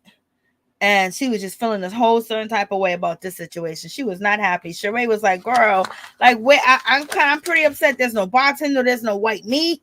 Like, what's going on? I know, Shereé, I would have been mad too as well. Especially, sometimes, people eat differently. You have all the option. Here we go. They done heat them things up, and them things are dry. If you don't make them fresh and don't make them thin, I don't know. The ones that you buy in the store, they probably brought the ones in the stores and put them in the microwave, and they're gonna be dry from Jump Street. They ain't gonna be juicy. You gotta get them when they're freshly made. I mean, made by scratch. When they're already like this, and he's trying to, and then whoever this dude is, his meat patties are matching his hat, and they basically saying it's dry. Drew said it's dry, like he with these dry ass meat patties. Then we got Kenya Moore. She comes up and she said, "Oh yeah, them dry ass meat patties you serving us." Kenya was pissed, like, why you serving us this trash when you acting so grandioso and all this other stuff, and we had a cooking class with you gonna come through with this dry ass food? Like, no, fall back. Like, this is ridiculous. Even Marlo had better food. Marlo gave them the old lady gang. Marlo knows how to throw an event. She knows how to have food there. Drew knows how to have food there. Like, girl, you tried to be cheap and save money and skip out on what you need to skip out. Girl, if you need, no, let me stop. I'm not going to go there. But she was trying to be cheap and skip out because she don't respect the women. So this is what you got to understand from this situation. That dry ass food, that cheap ass food is because she don't respect these women and she don't like these women. They are just a come up, and I hope they realize that and stop her dead in her tracks, because that's disrespectful. Your first season, you gonna bring me here for this trash, and you know better. When you've been here, you've been there, you've been everywhere with us, and you've been eating right. You gonna bring us this trash, and then Kandi gotta be shady. I don't know, with her afro curls and her big, eyebrows. I don't know how her eyebrows are that big right now at this moment. Oh, you stay ready. You be bringing dog treats. Kandi's being shady right there because she wanted to start some mess with, Shereé. And then Shereé done, Kandi done already dropped the beans on Shereé and Martell relationship and what she thinks about and what she know and what she heard and what she been through, girl. Okay. And so in any event, she was like, so you, and what's her name? Drew was like, I stay ready. Drew, stop it. And then Shereé was like, you wasn't ready that day. And then, so now Shereé's feeling a certain time. And look at Shereé and, what's her name? Sonia. Kandi picked a little bit and Drew responded, and Shereé and Sonia, look how they're both looking at Drew. Like the disdain, the hate for Drew, the jealousy of Drew, everything about Drew. Like they can't stand, they don't like, because they can't bully her. She may be short, she may be, got a big toe, she may got some belly weight, fat, or whatever the case may be, some body issues. But one thing is for sure, you ain't gonna walk away with you out responding to you unless you Marlo, okay? So now they're looking at her like, oh, look, I can't stand her, I don't like her. And you didn't do nothing. And Shereé should know better. Shereé should know better, not beefing with a new, I don't know, Shereé act like she ain't never been on this goddamn show the way she acting. She know goddamn well Marlo's a loose cannon. and Marlo and her vitriol is not gonna be good for her situation. And then on top of that, now if you would have got with the girls, you got Kandi and you got Kenya that can actually bring your brand to something. Marlo can't do that for you. She's selling used clothes, okay? And they would love to do it and then bring it back on the show. And so basically you got the two schemers, allegedly schemers, basically conniving and trying to get somewhere, and basically trying to put other people down and get to where they need to go. And Shereé, Drew started it with you, but you bringing your friend around and getting kicked off the show and your friend doing what she was doing, you had some involvement in that, okay? You excuse me, you should have brought your friend to the side and said that she's doing too much. But look how they looking at Drew and questioning. They waiting for Drew to say something wrong. They're waiting for Drew to do something wrong in any event. And so, you know, when it comes to Shereé, oh, you ain't ready. You wasn't ready that day. Yes, she was ready that day. When she read your girl first. She read Fatum first. She told Fatum, she was like, Marlo, I'll ride with you, but I ain't riding with that B. So she done already corrected. Fatum didn't even know what she said. She looked like, you know, she was lost in the sauce. Okay. So we got that whole situation. I was like, what a mess, what a mess, what a mess, and what a shame, what a shame, what a shame. So they looking at her like, what? And then Drew said, maybe you don't remember because you too old. You know, you getting older. Maybe you don't remember. She was like, what, girl? You better hope you look this good when I get old, when you get this age. And Blase in the third. I think Shereé. And so I was like, okay. And then here comes Baldy on the side. Look, you can see, Lord help me, Jesus. You can see Sonia's bald spot from here. Like, I just got half the picture. You can see that she ain't got no hair on the side just from her bangs. What a mess. What a mess that they put you on TV like that on your first season, baby. You better cover it, or, you know, you better do what Wendy Osefo did. But in any event, so Shereé was like, what, huh? And so Drew was like, girl, you throw rocks and hide your hand. And basically you throwing rocks and hiding your hand with your friend. And definitely that was, you know, Drew definitely opened that door for her to be disrespected. And whatever Shereé wants to do with Drew, she could do it, or whatever the case may be, because Drew opened that door and said, Anthony told me this about you. But the rest of the cast members said that they all believe it. And so then about not paying her employees. And so Shereé, basically friend that heard the conversation, you know, Fatum, and heard everything, basically repeated what Anthony said. So you can't say that, you know, Drew, you're wrong for repeating what he said. That's not right, blah, blah, blah. He's your employee. You need to fire him. Drew said he's on probation. But then when you turn around and you repeat the same thing that he's saying, so it's tit for tat. If he's telling truth, or is he lying? So she's wrong for repeating what he said, but now you repeating what he said.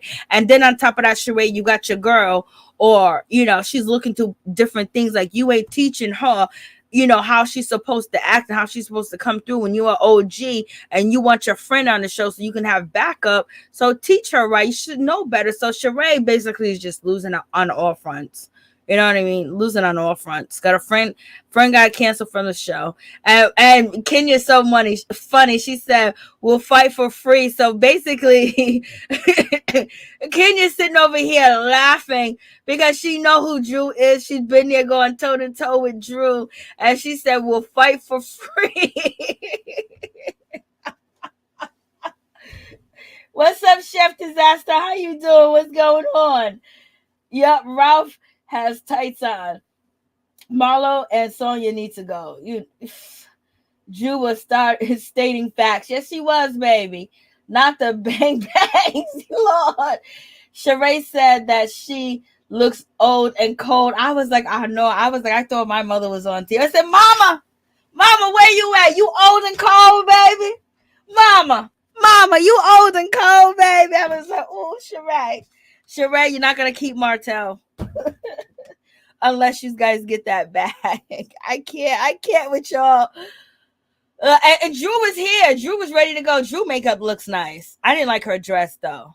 And Shereé's outfit looked like a woman of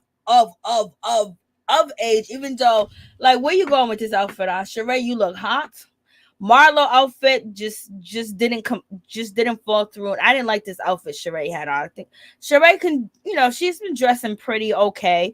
It's not been high fashion, but she's been dressing pretty okay. And I believe that this suit cost some money, but it didn't look good on her there. I didn't like it. Sheree's making all these dumb faces. Yeah, she's not scared of you, Shereé.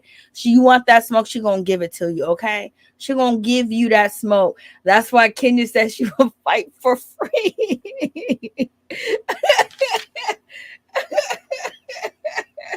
And Marlo sitting there. Marlo looks like the furniture. Look at Marlo. Don't Marlo look like a chair? She look like a high top chair. And Kandi, who did your hair? Kandi just put that wig on off the floor and put it on her head. Mañana, sure, her outfit that she has on is actually pretty. I really like the longness of it. And I thought Kenya had the best outfit. Then I would go with Mañana. Kandi had an okay outfit, but the leather shorts in the summertime, the hair, like Kandi looked like, she's somebody bag lady. With this hairstyle, that lipstick on, and Drew looked like, she retired from the porn business, and basically she just stepped back out to do some promo. Okay, I can't. And Sonia looks like she, I don't even know. So I can't even tell you what kind of outfit she had on. I mean, she just looks horrendous.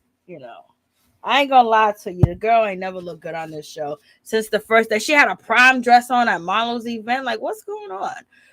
Okay, so Drew was like, maybe you can't remember because your friend Mañana did this, she did that, she didn't got a private investigator, or she, searched my background. And so this is when Drew is basically telling Shereé, you throwing rocks and hiding your hand because your girl did that for you. Like, stop playing these games, Shereé. Stop acting stupid. Like, y'all wasn't in it together, and it wasn't something that y'all came up with to do to basically press me and get your girl here full time on the show. Okay. So Shereé's like, I don't know what you're talking about. And Shereé was like, oh, and she was like, well, you can't remember maybe because of your age. And she was like, well, what you say, Miss T? Old and cold. What she say? I always forgot Mañana was there. Lady Gaga, sure. Marlo, I don't even know what happened, especially Drew. Why Marlo I don't know why she wearing that MV. Mary Jane, you are hilarious talking about their outfits. Bag lady, you're gonna hurt your back. I'm telling you. Yeah, that's what Kandi look like. And she's the richest one there, but Lord, I can't. Y'all be doing it to me all the time. When they get on this TV screen, I just be loving each and every moment of it. Like, I am gagging off the episode. I'm just gagging off of everything. Like, then look at Kenya. Kenya didn't even eat her food. Look at her food right there. Look at their plates. Their plates are full. Kandi's the only one Kandi must have poured wine on top of her food. She must have poured, some red hot, some Louisiana hot sauce. Kandi must have put some steak sauce on her food. She's the only one eating. Ain't nobody else eating. They're all grabbing their drinks. Look at Kenya that put her hand up, and she's looking at her plate like, I ain't eating this. The salad looked dry. Lord. Like, if you gonna come on here stunting, stunt for real. Don't stunt for fake. Because if you stunt for fake, the people you stunting in front of, Kandi, Drew and Kenya called her out, and Shereé was like, girl, you don't got no bartender, you don't got no white meat, you don't got no chicken breast. When she said chicken breast and white meat, I was like, Shereé, this is why I love you sometimes. I was like, this is, I don't know why Marlo's wearing that. I have no idea. Let me see what you guys are saying. I almost forgot Mañana was there. When will Marlo show her edges? They show her I know I don't know. Oh my God, that video is so scary to watch. It's on her YouTube channel. Drew came to do some promos. Mañana is a no for me, dog. Is a no for you. Your Majesty. Maddie's laughing and B's laughing. Kandi will eat anything. I'm telling you, Kandi sitting there tussling through that food. Look at her mouth. Kandi mouth looks like it's unhappy, But at the same time, let's see if we could blow this up a little bit. Kandi Mouth looks unhappy, but it just seems like, you know, when you're unhappy with the food, but it's there and it should taste better, you know, she's just looking like, you know, her mouth just looks very disappointed, but she's fighting with it. And Drew ain't even ate her food. Manetta, she got her glass. She ain't even eating. And Marlo ain't even eating. Look at Marlo. Marlo didn't eat. Shereé got her plate full. And even Sonia's not even eating. Look what Sonia got on. She got over here. They got her thighs shown on this dress. And what she got on? What she got on? She was she in Beat It? Was she trying to be Janet Jackson? Like, you know, why your sister put this on you, Sonia? Sonia, why your sister put this dress on you? Why your family dress you like this? Why they show your bald edges? Why do you have an outfit like this? It looks terrible. Like, oh my God. Like, wow, you really fronting. So next season, we're going to see her. She's going to be drip next season. She's going to be drip, just like, you know, what's her name was drip. Look, ain't nobody eating that food. Look at nobody's eating that food. Manetta got her hand balled up and her hand on her glass. Kandi looks so disappointed. Look, she got a sad face on, but she's still trying to eat it. And Drew, and she was like, I got a salad, but it's dry, no sauce. And Kenya just gave up on her food. It's just sitting there. Yo, they dissed you on the low. Well, they dissed you on the high. Marlo didn't even eat. Marlo be having her parties catered. Marlo was like, you know, Marlo didn't want to talk bad about her because, you know, Marlo would have talked bad about her. But Marlo don't got too many friends out here in these streets. Marlo would have shamed her for that food. She would have shamed her. But that's her. That's her truth. That's what her friend. I don't know what Marlo's saying. Marlo's upset. She's feeling a certain type of way. And she said that she was disappointed in Kandi too early in the episode. And Marlo basically doesn't know if it's the right thing to do, giving up her boys or whatever the case is. And she's just here, basically trying to survive and get along through the situation. I was like, Lord have mercy, help me, Jesus. Marlo, what you doing? I don't know. Marlo may have clowned her, but I can't remember. Oh, okay. What was funny? Okay, when Kenya walked into, you know how they be throwing shade. You know how they used to throw shade at Porsha, and they used to throw shade at NeNe from living in, you know, Duluth or living far. Kenya Moore said, "Oh, for me to get to your house, Sonia, I had to pack a lunch." I was like, "Oh, that was so shady." And then Drew said, "Well, she had to catch an airplane, you know, catch 2 flights." So basically, Drew was like, "Where you live at, yo? You don't even live in ATL. This ain't ATL. You not Atlanta." This is Drew was basically saying, "You not Atlanta." It's like, what? Y'all are dragging this woman in her house. Y'all are dragging this woman in her house. Kenya said I had to pack a lunch to get to your house, Kenya. Why you do that lady like that, Kenya? Why you do her like that, Kenya? Why you had to pack a lunch to get here? I was like, what? Drew was like, this is not Atlanta. And Kandi was like, I like the way I live because I can get to everywhere. So basically, they're coming for you, your neighborhood, and everything, girl. They're coming for you and your LaToya Jackson outfit that you got on sitting over here. They coming for you, baby. That was like, you live too far. You want us to come to your house, and then you're gonna serve us dry ass food and cheap ass wine, as we can see in the picture. And we got cranberry juice with no name on the bottle. Okay, like, nah, we got empty glasses all over the place. You know why? Because you don't got a bartender. We got an orange juice, look like it's gonna fall. None of that. It's all trash. But you gotta fake it until you make it. So anyway, Drew said this is not Atlanta. She didn't say it like that, but she basically said, like, you know, this is outside of Atlanta. She lives really, really far. You know, you got to catch a taxi and an airplane. And Kandi was like, you know, yeah, it's far. I live where I live because I live downtown here. So they done dragged her about her house, how she lives far, her dry ass food. When Shereé said you didn't have white meat, and then when Kenya said I had to pack a lunch to get to your house, Marlo will be throwing all this shade at her. But Marlo needs a friend. Marlo knows that she burned some bridges.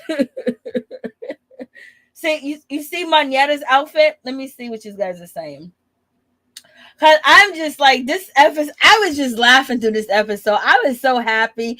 A lot of them made me proud. Shereé made me proud with her disses and her talking. Marlo disappointed me, and I hope Marlo gets some help. I bet Marlo can't breathe in that outfit. I know. Can't eat it. Can't making she'll eat anything. I'm glad she did that because Sonia would shade him at their party. Yes, she would. Facts all day. Ju said she's a struggling actor. Yeah, they was throwing so much shit. I couldn't catch it all, y'all. Sonia forehead shining like the stars, baby, bright at night. If the lights go out, Sonia forehead will lead you in the direction you need to go. Candy hair looks unhappy too. I know.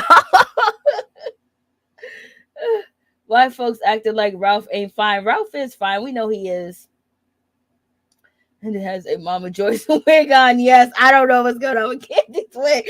Candy was like, I don't even want to be here. And they had to drive so far. So they pissed at her for driving that far. And then, Sonia giving them that food. That's so messed up. I bet. A little bit more pepper. So Sonia looks like a pencil. I know, poor thing. Oh, you already know. You already know, Your Majesty. Yeah, you're right about that, Raheem Charles. But I gotta take a shot sometimes. Like when I get a shot to throw in there, I just throw that shot in there. You know what I mean? Even if I forgave the person or I got over how I used to feel about them. House packed with family. I know, that's so sweet.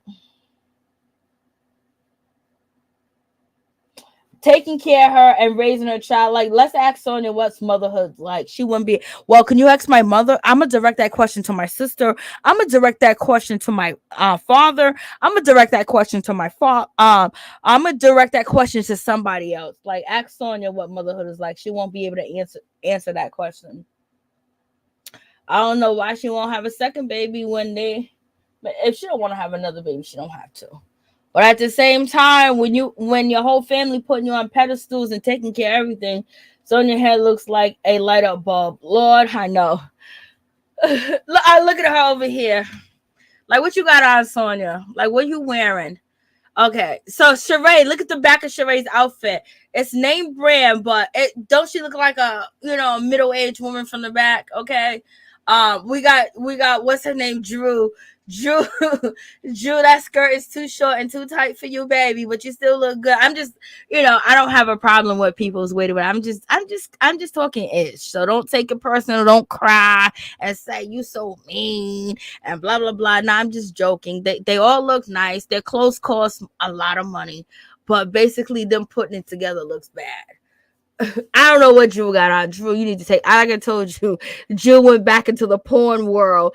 She retired 10 years ago. She came back because she needed to pay off her house, allegedly. Well, that's a joke I'm making up. Kenya, nice shirt, nice pants, nice boots. The ponytail up top, the hair down, gold neck. I mean, nice I think it's a diamond. Whatever necklace she got on looks nice, simple.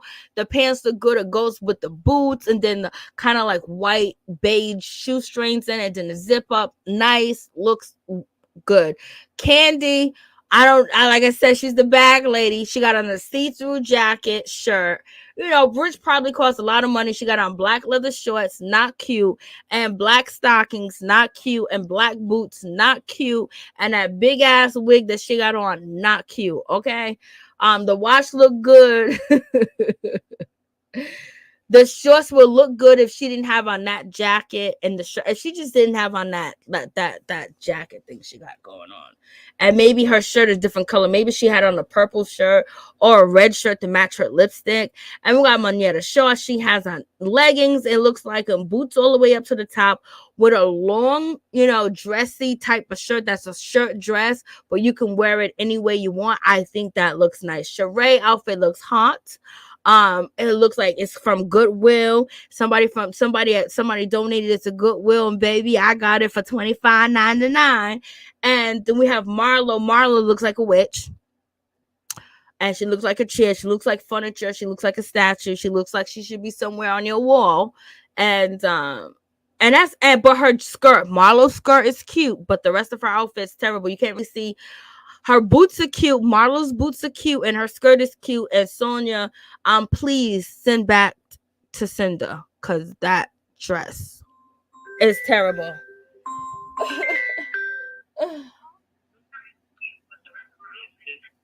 Hey, what's up? What's going on? How you doing? What's going on, Miss T?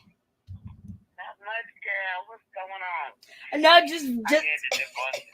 just talking about this show.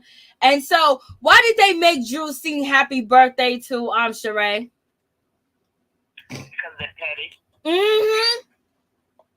Because they're petty, and she just did it to, I don't know, just to keep the peace, I guess. I guess you just see like she's a team player. Why Kandi? Why didn't you sing, Kandi? You the Grammy Award winning singer. How come you ain't sang? You don't want Kandi. I'm sorry. You don't want that. She's in the ensemble group. You don't want that. It was cute in the 90s, but yeah, you don't want that right now. But look at Shereé's ponytail for a moment. Okay, go ahead. Out of order. Out of order, that thing is dry. And it looks like she just threw it in. Like, what is happening? That thing is dry. I don't know. And that suit, yeah, it's not given. Because it looks like she got a diaper on from the back. If you go back to the last picture, it don't look right. Maybe it's because it's how it's cut. I don't know. Oh, right here. This it's picture?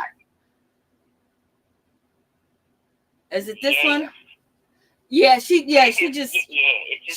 wrong right there. That's that $5.99 hair whole pack you put in your head. Right, look at that. Look at that. It don't even match. She just stuck that in on the way. Like, girl, they all dressed for a different season. Make that make sense. And that looked, and I don't know. Kandi looked like she got a poncho on. Like, what is happening? I don't know, girl. Day? Like, I don't know.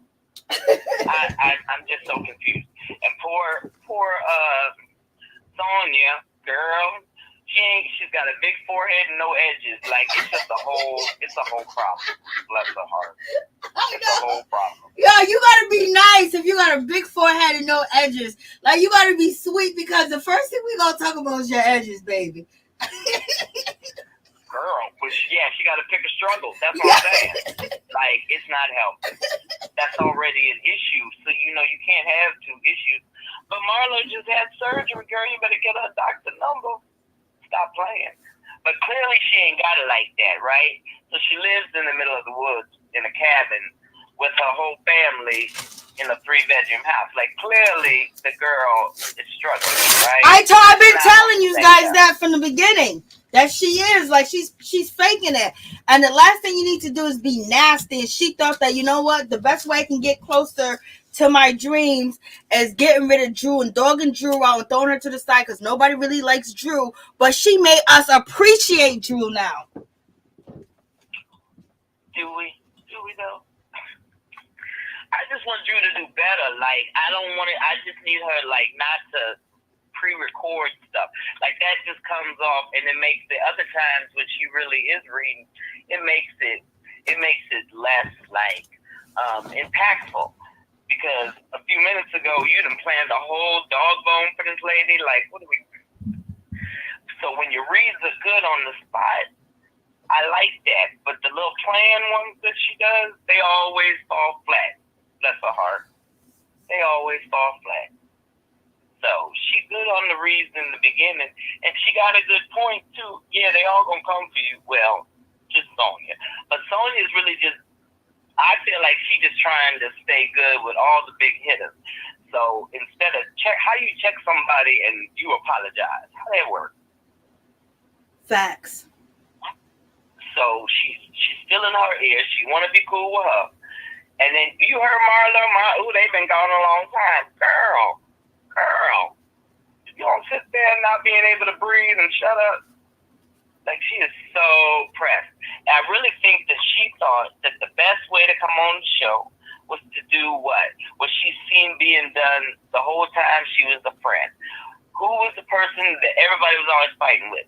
NeNe was always fighting with who? Kenya. Porsha was mostly fighting with Kenya. So I think that like Marlo was like, okay, the way to like really make myself pop, I need to have an issue or a problem, an ongoing problem with who? Kenya.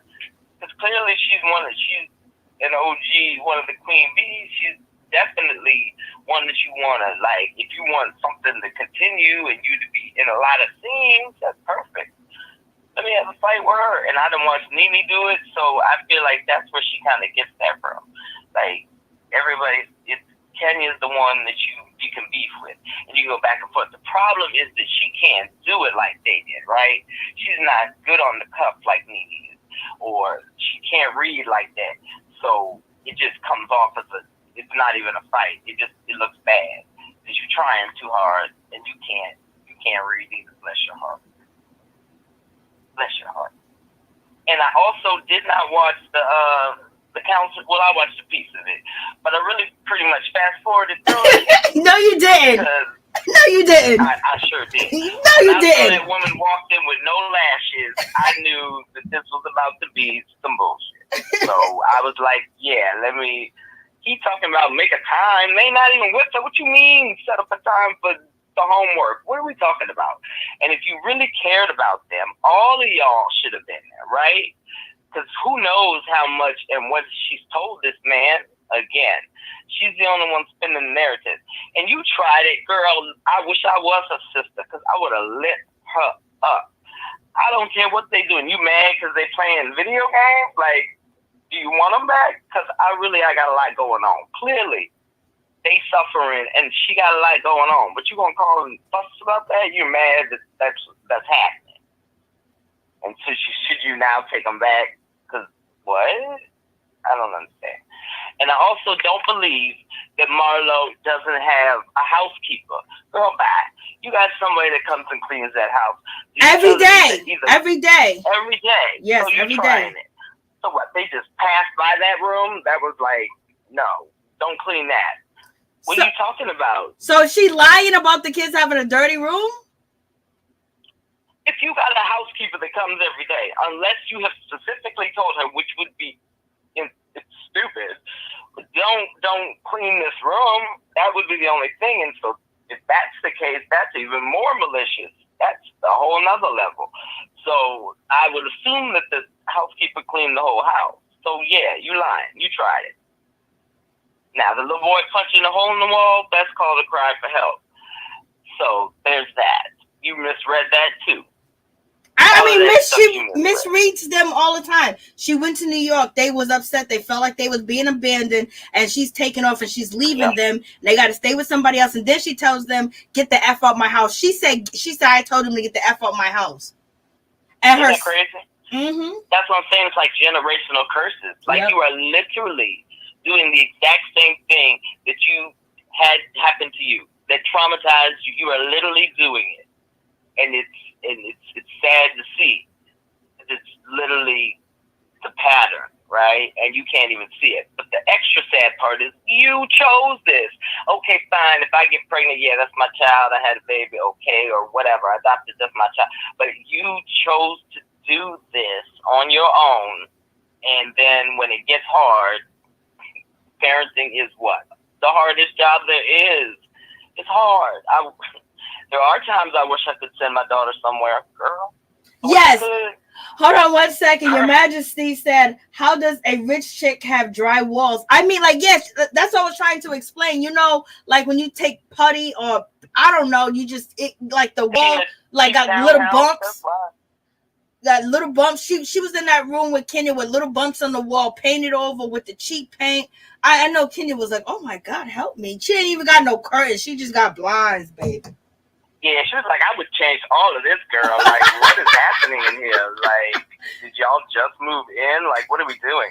And the fact that you even are like, oh, you letting us see this, girl. Yo, that whole thing was a mess. It looked like when you go, back in the day, like say you young, you 20, you looking for your first apartment. That's what that room looked like, your first apartment with the walls on it where you can't even run up against the wall, because if you do, you're going to get scratched. Right, exactly. You know, it looked like the struggle. Like, what is happening? And then there's how many people there? 15. Girl, in the cabin in the woods. All right. She said I had to pack a lunch. Yeah, they were all like, "Ooh, child, this too far." Drew was like, "Not Atlanta." Yeah, this ain't Atlanta, boo. You trying it. You are trying it. And your trip is about to be a hot mess. And then this is my other thing. Why? Okay, so you were on the Kandi trip, right? So you do remember all of the single ladies and their issues with the trip, right? And you remember them saying they didn't whatever, and they didn't have people to bring, and they whatever, right? So why even call? Like, the call itself made no sense. It made no sense. Why are you calling me to tell me I can bring somebody, and it's a couples thing? But you're like kind of being so, because of the last time. What are you talking about? Like, yeah, I done hung up on her too, girl. You ain't talking about nothing. Yeah. So yes, like, she was doing that for Shereé and Marlo, and they didn't have her and back. And the sad part is she didn't even see. Yeah, they sat there like,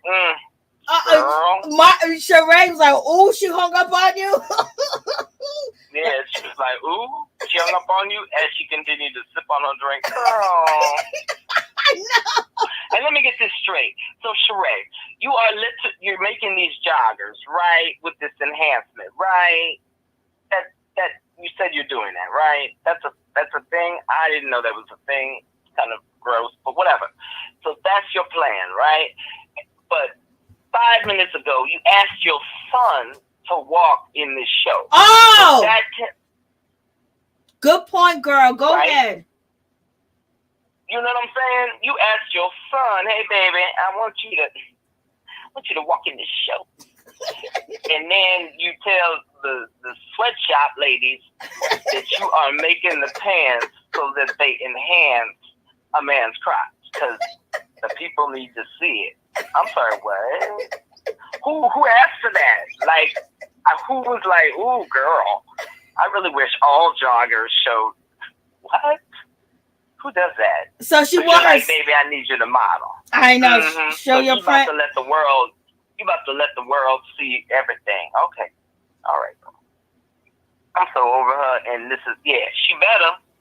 It better be good, because I saw when they did the million thing and they showed the trailer, I could have sworn I saw Dwight. So I think he's gonna be there. So she better not mess up. Like, she got one chance. And wait a minute. So all she's gonna do is jogging suits? Is that all we're doing? Yeah. Like, but what about Marlo trying to get Shereé to rent some of her stuff? Gross. I'm not renting a bathing suit. Gross. Why am I doing that? For why? Oh, why am I renting a bathing suit? She was like, "Shereé, I want you to use your car." Shit like that. There was a little clip of Marlo saying, "I want to see if she's gonna use her car." Marlo was trying to, because ain't nobody in there. All that just sitting there. That's why. There's nobody, no foot traffic in that store. Every time we go, it's her and whoever she's interning or hired. That's it. We ain't heard her talk about no contract she's gotten with somebody, nothing legitimate. But she's trying to get her credit card. Yeah, you tried it. Scammer adjacent. That's all that is. Because, again, I still don't know what you do. Like, what do you do? I don't understand. What about Kandi not trusting Todd with her wishes when she leaves this earth? Girl, that scene was made up. Because let's all remember, Kandi made that man do what? Sign a prenup. So be very clear. There's already assets and stuff that he cannot touch whatsoever. I'm sure it's most of her stuff, because it'll be whatever they have together, okay. But we already know that Riley's going to be taken care of. I'm sure she's been set something up for Riley. Like, this is silly. And when it comes to Todd, I had the epiphany. So let me get this straight.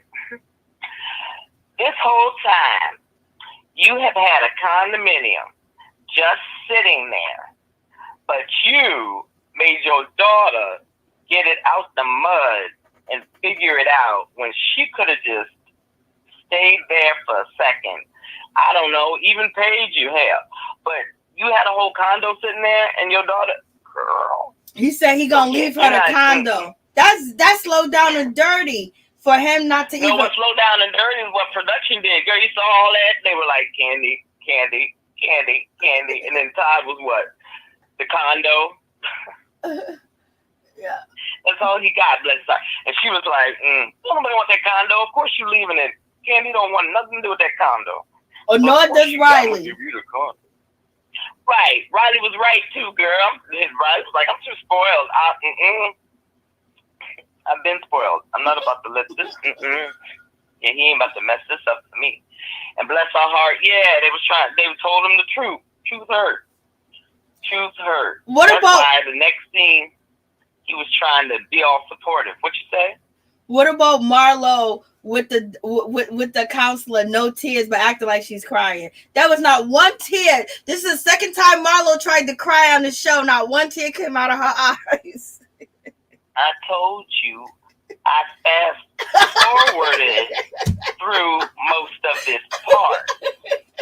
When she came in with no lashes, I already knew she was trying to make this a sad fishing situation. Because this is all her trying to spin this, right? She's still trying to get us on her side. I have real good reasons of why I kicked my nephews to the curb. Yep. Like, I have really good reasons why I cussed them out. So let me tell you now, my side, only my side of this story. And I'm going to come in with no lashes, and I'm gonna look real sad. Ooh, is this a couch I can lay on? That's what she said. Girl. She did say that. He was like, yeah, we try to make it comfortable. Okay, I'm done. I'm sorry, Miss T. Oh, like, you're so funny when you say, I forgot she came in with no lashes. And then you said, oh, it's the couch that I can lay on. Like, she ain't never been. So she ain't never got no counseling with them kids. You know, this is sad. When you have money, usually people don't get counseling because they don't got money or insurance for that part to pay for that. She has it. So she ain't never went to got no counseling, ain't never got no help, y'all. She's materialistic. She put all her worth comes from what she has and who she knows and all of that. That's all what her worth comes from. She's broken too. It's like hurt people. Yep. It's a shame. Hurt people. But yeah, this was all fugazi. And then I stopped it for a second. He was talking about make a time schedule, and I'm like, sir, she just told you she put them out. Okay. I know. He's like, you need to make them do something at 7, and let's check the homework. Sir, she just said she put them out. Like, what are you? Okay. So that's when I was like, okay, back to fast forwarding. Because boop. So I don't know what else happened on that. But that part didn't make no sense. And what did you think like I said. What do you think about Todd basically saying, oh, Kandi, you all right. I would make them work hard for that money. Riley said, listen, I ain't trying to wait years for my money. What if I want to start a business at 20? He didn't wait no years to start no business with Kandi's money. Exactly. And I think that was just to say and show, like, yeah, Todd, like, at least you know yourself. Because let's be clear, nobody believes that you would be girl and you want to give me how much, like, for the rest of my life? Like, how does that work? Because, I mean, things are going to change, right? So I'm still getting this stipend that was calculated in 2020, but it's like, what, like, you know what I'm saying? Why are we nickel and diming? This makes no sense. And that's just because you want to have some control over something, I guess. I don't know.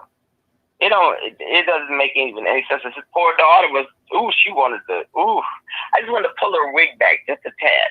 But other than that, she looked great now. Yeah. Like, she did her thing. You know what I'm saying?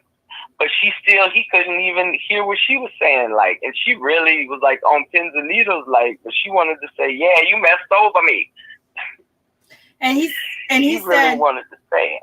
What he said to her, he said, oh, you guys are ungrateful, you ungrateful, selfish, entitled kid. You're the entitled husband. You just got a food truck done because you don't want to be in the kitchen at the other place. So what are you talking about? And Kayla, yes, poor Kayla.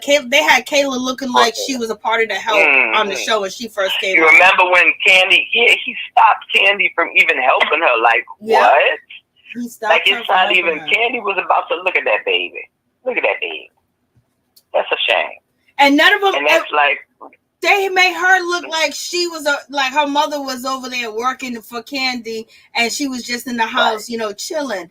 And I was like, she don't even like look she a friend that came over. Yeah, exactly. And that's on, and it's on the strength of your father, and that's crazy to me. Like you won't let her even elevate you, nothing. She can get nothing, not no hairdresser, nothing. But you all excited for Riley and what? He gave her money and everything.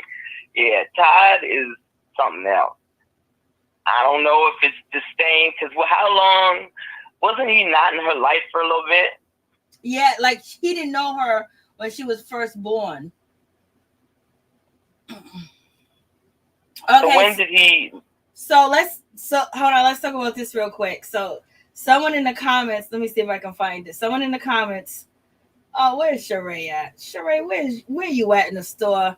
It was like, why is Shereé in a fabric store when she can't even sew? I was like, that's what somebody said in the comments. Like, make this make sense. By yourself. So let me get this straight. You're doing this, and you just told me you hired somebody, right? Yeah. You showed me some sketches. Why are you by yourself in here? Like, this is an important part. Where's your team? Girl, bye. This is ridiculous. And they were looking at her. That lady wanted to jump in. I wonder how much we missed, because that other lady, she wanted to jump in so badly. She looked like she wanted to jump in to help her. Like, who does that? And then she still was reaching for the wrong fabric. And the lady was like, no, that's not athletic. Okay. And that's when I realized, oh, this is just a jogging shoe line? Oh, we doing athletics? Like, what are we doing? What is she by Shereé? You been adding on men. You ain't even finished with the women yet. How you got a men's collection coming? I'm sorry, what? Girl. How you got a men's? And wait, I heard her tagline is, when I watched it today, her tagline is something about, I'm good, summer, winter, fall, and September. No, she said summer, winter, and September. I'm sorry, what? That's her tagline.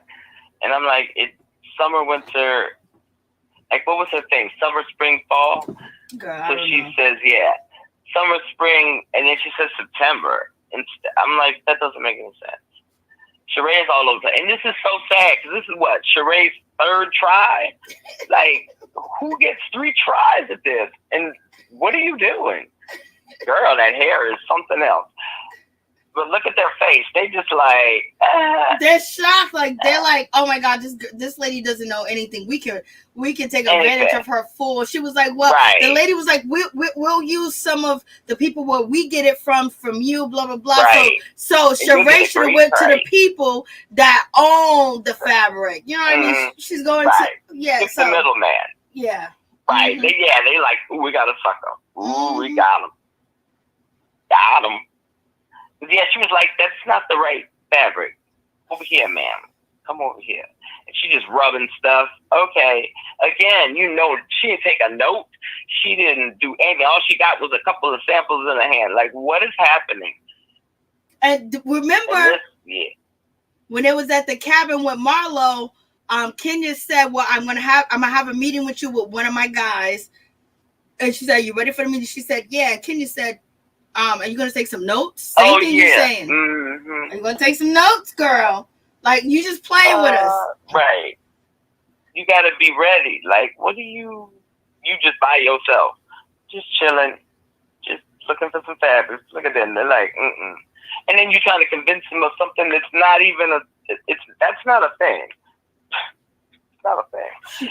Focus on the women's stuff first. You over here making men's pants. That's not a thing. And do the women's line first. Bless his heart. So yeah, that was that whole Kandi and Todd thing. I think that was just to show us that Todd is a good man. Because it felt like they were, because the scene before was him going off, and then then he comes in and he's like, yeah, I understand, I'm an ass. And then he motivates her to go make him some more money. And she's like, girl, he's like, you can do it. If it fails. And then he's really like, there's real truth in jokes. It don't matter. It's less the kids gonna get. You see what I'm saying? And she's like, he's so crazy. No, he's for real. No, he's for real. It's less money the kids gonna get. You better go play with your, you don't care. They're gonna make that money. Why can't you have 3 plays come out? Girl. Yeah, but you can't have security. I'm sorry, what? I'm so sick of her pretending like she got broke people problems. Girl, I'm sorry, what? You can't get security. Like, you're a star in your own right. You would think that you would already be on some security type stuff, right? Because you already famous. Like, how would you not, or even live in a gated community? I don't understand. And then didn't somebody just, like, try to jump your fence? So, isn't it time to maybe, I don't know, once in a while, or have somebody drive, or come on Monday, Tuesday, Wednesday, something. Okay, so we got a question. She ain't never hold on for a minute. Les, the Redeemed Say So, said, y'all dirty. She look bad because she's not wearing a wig. Kandi daughter's hair wig looked better. No, it's not because she wasn't wearing a wig. The problem was everybody else was dressed up in the scene, had their hair done, their makeup on, and her hair wasn't done, her makeup wasn't done. And you can see part of the weave and a part of her natural hair. You know when once your weave get worn out. It's time to take it out. Yeah. She had, when it's time to take it out, when you don't want to take it out, you just put gel in it and then you put it together. That's what we're talking about, and they had her on camera like that. When everybody else, and then let her come, and then Kandi, and then they had that scene, and Kandi was like, "Well, I want to help her, woo, but he won't let me." And then they had that thing, and remember he came. That's where that picture come from. Remember, she came and tried to talk to him. Yep.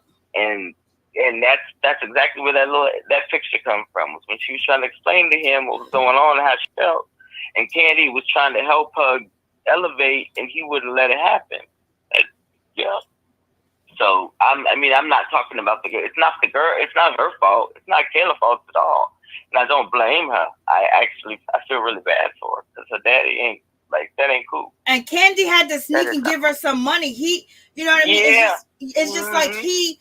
Oh, well, you're going to look like this. And when Todd looked good on TV all the time. And it's not even about weave or anything. Like, I think a wig or weave look better than anybody's hair because I wear natural hair. My hair is natural. No, I wear natural hair. I haven't had a perm in my hair in about 25 years. I haven't put a perm in my hair in like 25 years. My shit is all natural. I barely even use a blow dryer because I don't put heat to my hair. So I know the beauty of natural hair. It's just that the way she had weave and regular hair. The new have a relaxer. She had a relaxer, which is fine. And I'm good with you keeping your regular hair. I mean, normal hair. I don't understand. Personally, I've always said I have too much hair already growing out of my head to put more on or in. Like, I don't understand. And I don't understand the wig thing sometimes because I had enough hair. So it was never about that. But a hairdresser, like, she could have looked better than she looked. She didn't have to be glam. I remember like she was loved. Yeah, when she came on the show, everybody was in the room and everybody was dressed, had their hair done, and Kayla was the only person that looked like she wasn't a part of the family. And I don't know if that was something that Todd wanted it to look like or whatever the case. And Kandi knows the business. Todd knows the business. He's been behind the camera. When you come on camera, you say you got this money, you say you got this clout, then you need to look good. Right. We ain't talking about somebody in the projects or somebody that's basically barely can make it. She looking like us. Exactly. You looking like well, no, not like my child, but you looking like my child might look. You know what I'm saying? Like, I don't have nearly near the resources, money, or all of the things that you are able to get. Like, you should be good. Matter of fact, I yelled at my daughter a couple of days ago. I was like, I don't want to come out the house and I look like this. I'm together and you look a mess. And she didn't understand. And I'm like, but you're a reflection of me, right? I never want to look better than you. Exactly. I never want to look better than you. And she was like, well, okay. So I'm like, so you need to present yourself because, I'm like, come on, we're going to the store or whatever. So I got dressed like a normal person. And she was like, I'm like, where are you going looking like that with me? Like, you making me look bad as a parent. I feel like I've failed. You know what I'm saying? Because my job is to have you you got to be on the same status as me. That's not fair. And it doesn't teach them either. Luckily, Kayla got the message. Thank God, her mama's alive, right? So she's really living with her mama. Thank goodness. She got the life lessons that she needed because I don't know, she seems to be doing really well.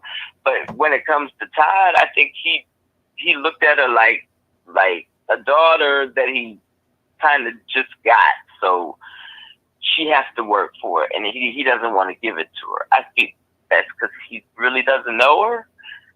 I don't know. How did Todd make it out the mud? Like, what is his story? Was he like struggling really hard? Yeah, to make it. Yeah, to get up there, he had to do some things, and he had to work hard. He had to go to school. He had to get a degree and all this other good stuff. Okay, doesn't everybody? Everybody, that's life. Getting your head on and keeping yourself up and making sure you're presentable because the way you want to present yourself in the world, the way you want people to see you. That's your parents' job to teach you. So that and of course I know that girl's got resentment. Like when they were sitting on that couch, it just felt like, ooh, she wanted to just say it all, but she was really trying to say it, but not say it, because her face just was like she was transported back. Like she had a vision of love. Yeah, she was like, oh, she looked shell shocked for a minute because she really was trying to figure out how to say, yeah. Mm-hmm. And she did at one point. Remember, she was like, she mocked him, but you gotta work hard or something. Now, Riley's spoiled though, but she came up this way. Like, you can't stop something that was going on. The way her mother and her deal, that had been going on. See, okay. So there's no way. See, look on the screen, look at her face. She wanted to tell her dad that he's so hard on her. So and this, she wants to say so many different things. Cry. Yeah. Mm-hmm. And she's like, I know his feelings is hurt. Remembering. Yeah. Mm-hmm. Absolutely. And that's why they said what they said. Like, no, you can't be in control of nothing. But I honestly believe that Candy's going to look out for her in whatever part she has. I think she's just going to look out for her on her own as well, especially since he stopped her so much from looking out for the girl. I think she is in her will and stuff. I definitely think she's going to look out for Kayla. I definitely believe that. Yeah. And of course, because I feel like she looks at her as a daughter and really, really wants to help her more than her father ever allowed. And it just makes me look at Todd like, you're an opportunist. Like, I can't get down with a parent that does that kind of stuff. I don't get it. But I'm so happy that she was clearly able to overcome that. And luckily some things did work out. You know what I'm saying? I didn't even understand they could have lived together. Like, I didn't understand that either. Like, 'cause she went and got her a whole thing. Y'all could have lived together at this point. Like, that could have been an idea. Or they could have given her the condo. She could have been living in the condo. She should have been living in the condo. Todd was like, well, I'm happy that she's paying rent. She's paying for her own bills, this and that. Like, I mean, that's like, if you have it, why not make sure your daughter is okay so she don't need no man or she don't have to do this and do that? And then that's what he's gonna do. He just told him you're gonna get $20. Well, like Publishers Clearinghouse. For the rest of your life, you're gonna get this stipend on your birthday. He did. He's gonna take care of her. It's just gonna be a long spread out. It's just gonna be a long spread out care. Yeah, she looks so sad. Poor thing. Well, they said in the comments. Yeah, I think he is projecting too. Yeah, if the mother and him didn't get along, I definitely think he might be projecting. Yeah, because he basically don't want her to have nothing. I mean, he's like, oh, you got to Right. do this. He got all these connections. Why is she working for his production company? Why is she helping if that's where she's going and she's doing fashion and stuff His like production company is working? He got work? I'm sorry. Yeah, he got Kandi work. But Kandi didn't let him produce the last play. He produced some of the things that Kandi did, but Kandi was like, oh, he started saying that, oh, he started acting like it was his own and he wanted to do it separately. Todd wanted credit. So Kandi, when she decided to produce the man's play, whatever, she didn't use his company and he was upset about that because she was like, you ain't so Kandi play games. Kandi don't be playing. Next one, Kandi don't better be use playing. it on this next one. Better use it on this next one. I just motivated you to do. Mm-hmm. You better go use it on this next one before it gets shut down and try again. Yeah, that's what he said. You better go make that money. Don't let you. Oh, thank you for motivating me, girl. Okay. He's like, yeah, make that money. Don't let an opportunity pass.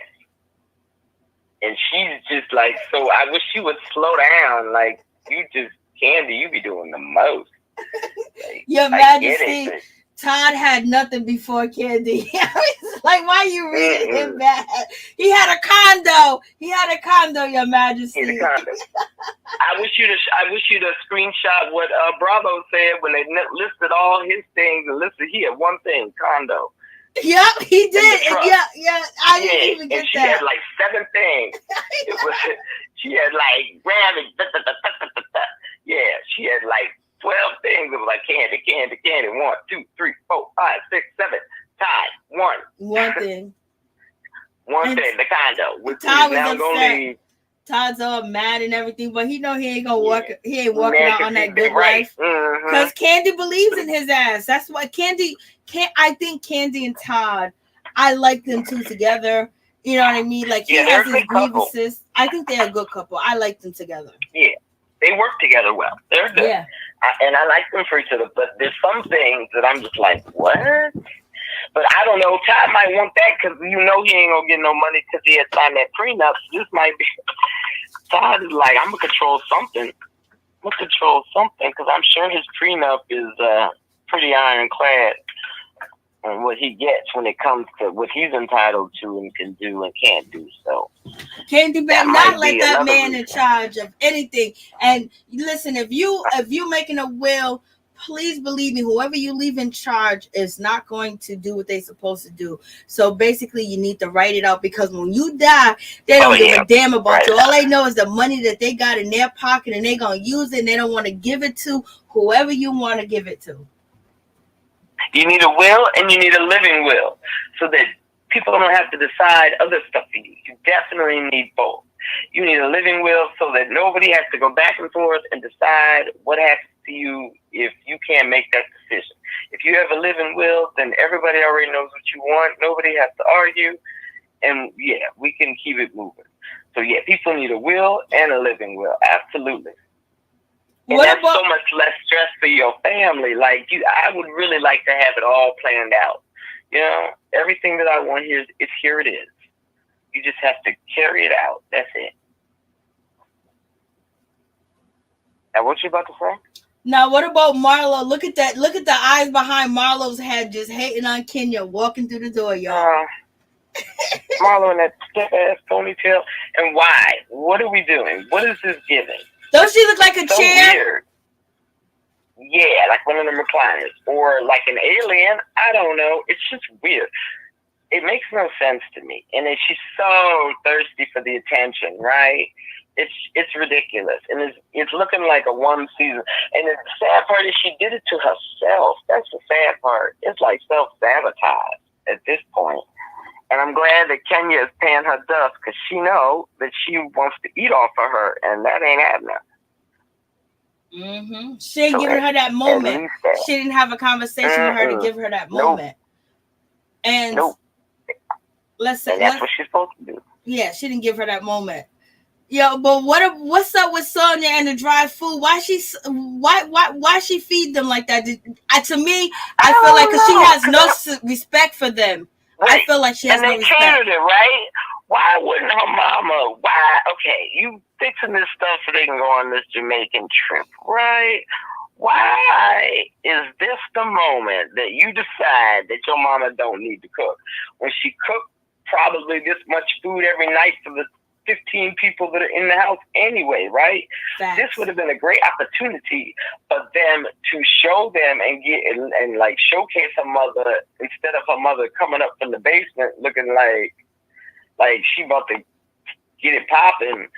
She looked angry. She was ready. She was on ready. She came up them stairs like, what?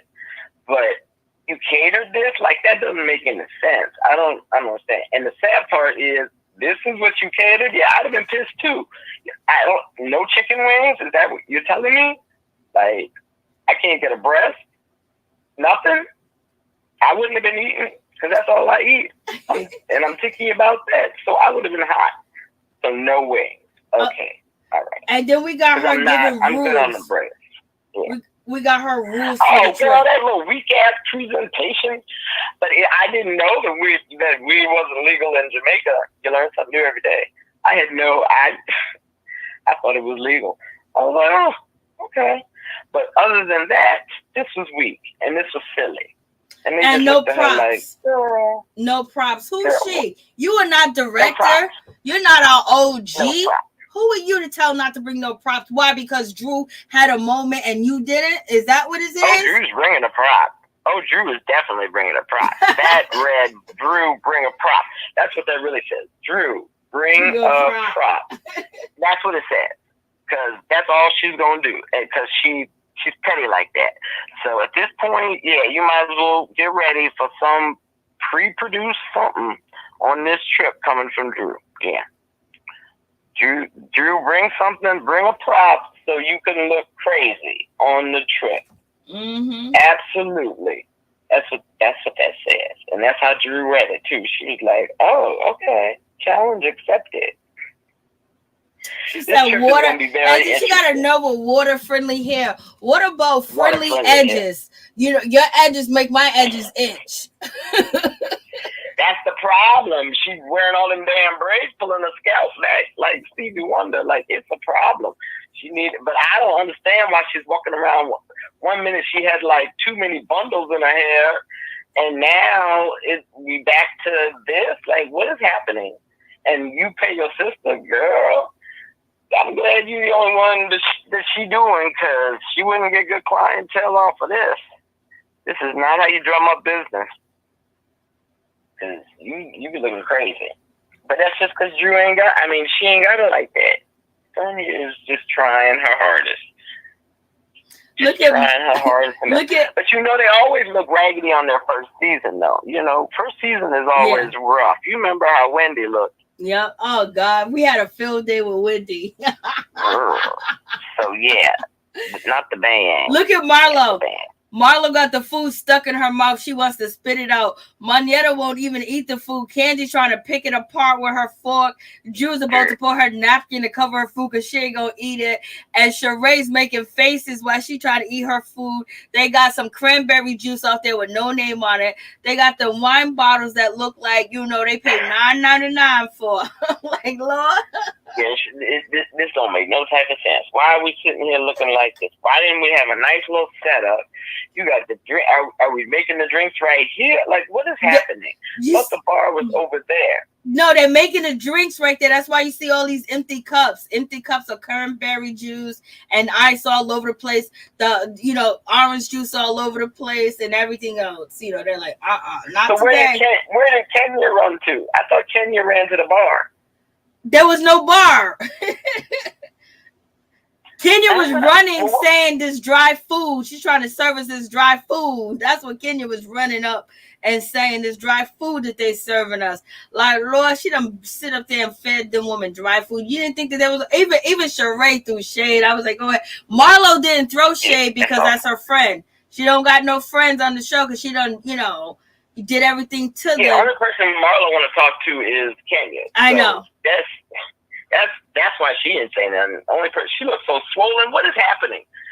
Them fellas, girl, that's not a good look right there. That she don't even look like herself. What is happening right there? Okay, so here it is right here. This is what Kandi has. This is what Kandi has. Publishing, the Kandi Factory, Bedroom Kandi House, Guest House, Mama Joy's House, and Tag Boutique. 1, 2, Todd, 3, 4. New Jersey Condo. Yeah, 1, 2, 3, 4, 5. In my bank account. Okay, 1, 2. That's why they blessed him. They said the New Jersey. Look, they're trying to make it like, oh, that's cute. The New Jersey condo. You could just say condo. They tried it. That's what I was saying. I was crying when this came up. I was weak. Talking about we need to discuss some stuff. What we need to discuss? Ain't nothing to discuss. You ain't got nothing. I'm gonna leave it to you. Well, that's okay. Duh. I mean, that's all. That's all he got. He signed a prenup. Hey, what's up, Vin? Rashida Libra, what's going on, girl? I put your comments up there. So, you know, I was like, oh, Lord have mercy. Production is too shady. They are shady. Yeah, Shady Boots, baby. They listed all this. I was weak. I was so weak. And let's talk about Marlo. I don't know if you can find the when she wearing that outfit with the white, and she was in that confessional earlier this episode with the one where she has on the white and she has on the gloves. Oh, when she's trying to look like Michael Jackson, I didn't get that one. I got her last episode. Yeah, so well, you need to get it because so she has the gloves on wrong, right? They're supposed to spell Chanel, but she's got them on. First, she's got them face down, which makes no sense because we can't read them. And then because she's got them face down, it's not saying Chanel. It's like opposite. It's right here. Here we go. It's right there. It's opposite. See? Yeah. She has them on the wrong hand. They're supposed to be the other way on the thing so they can read Chanel. But no, you girl. Oh man, so it just makes Kenya right that damn Kenya call her dumb, man. Dumb. Like I've noticed that every time I'm like, that's even how you're supposed to wear that, girl. That was supposed to be on the other hand, flipped on the other side, and then it would read Chanel. But what you got going on is that's not even, and it's upside down. Like, girl. Yeah, it's upside down and everything, how she got it on. It's upside down and backwards. Well, she spelled the name of her business wrong, too. So, you know, Kenya corrected on sure that. Did. Like, so what do we expect? The French spelling, she sure did. So what do we expect? So what do you feel about Drew? I'm liking Drew this season. I didn't think I would. I just need her, I just need her to stay on target, right? I just need her because, she kind of, sometimes she's strong and sometimes she's not. I'm liking her. I just need her to stand up and, like, have a real read in the moment and not pre-produce. Whenever she pre-produces stuff, that's when it ends up bad. So as long as she don't do that, she knows Sonia they're coming for her next. So I hope she's prepared. That's all I can say. Yeah. But I think she's only really worried about Sonia. I think that's the only one that she's really worried about. And Shereé. No, she's beefing because Fatum, I believe she got kicked off the show because she grabbed. Oh, that's right. That's right. I forgot about Fatum. She grabbed Drew's back. She got grabbed somebody. Mm-hmm. And then was going through it like, what? Yeah. What if she trying to do a spell on her? I think she was trying to do a spell. Was that lady on something? I think I was like, ooh, that's the only time I've been like, ooh, I really hope this is drugs. Because you are out of, like, if this is you just regular, like, what is happening? She did. She came in fierce. Eyebrows on, angry, like, it was a problem. I don't know what she did on the ride over, but she should never do that again. Yeah, that lady was something else. And I don't know if it's true. I don't know. But if it is, Shereé didn't handle it. And see, she slipped in as the bone carrier. Because she used to own her stuff. Now she's like kind of puppet master, and I don't even know what that was. She's probably in jail for running the damn running the damn background check for no reason. Like, what is that? What? Okay. Who did that? Who said that was okay? Nobody. Like, her friend is weird. So I don't know what that's about. The whole assistant, Drew should have got her in check. Or got him in check, definitely. I don't even know why Drew has that many assistants. What are they assisting with? They always talk about Drew having like 1,800 employees Yeah. and stuff like that. She do. You know. She do. Okay, like, so it'd be like assistant 1, assistant 2. okay, there's something else I forgot to cover when it came to what the kid. Kenny said some.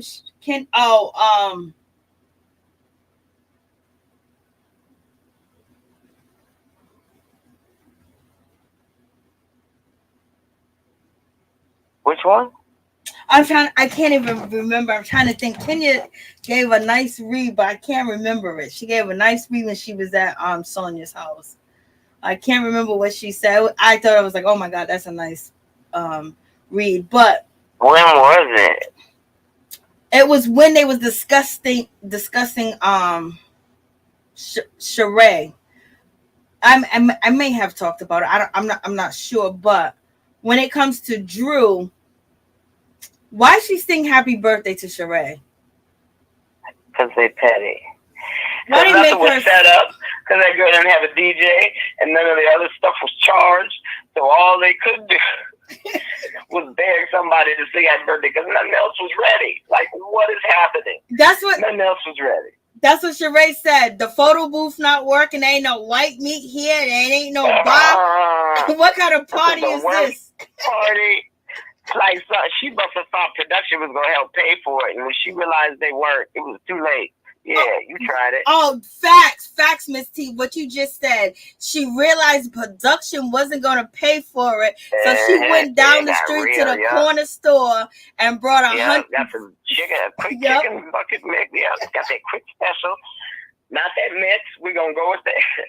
We on the budget. We're not gonna go with the mix. We're gonna go with this right here. I need all them legs and thighs right there. I'm gonna need all that. Give me them dried pockets that you made this morning. Give me all that. Let's go, mama.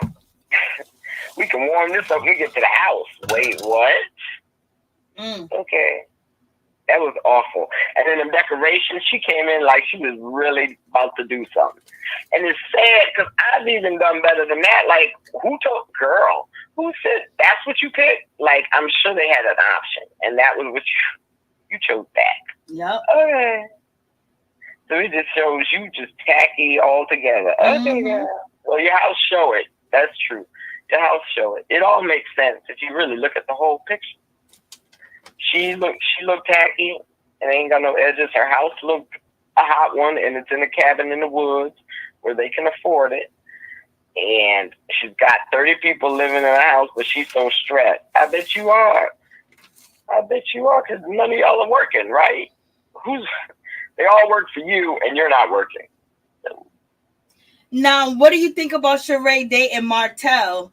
And also, Carlos King said yesterday that he's happy to welcome Shereé Whitfield to Love and Marriage Huntfield because he's been working with her for decades. So Shereé might be on the show, but Martell I think Shereé is halfway out. That's what this vibe gave me tonight. I was like, oh, she like halfway out the door. Like, she don't care. Especially if this She by Shereé failed, child. And this is already taped, so especially if that failed, at least she got a backup plan. I tell you what, she got 9 lives. This is the only person who I've ever seen like get like this many tries of reality. Like, really. I know. So if she moved to another, and then she's going to bounce to a whole nother thing, because they never do that. So if she get on with Carlos, she can kiss Bravo goodbye.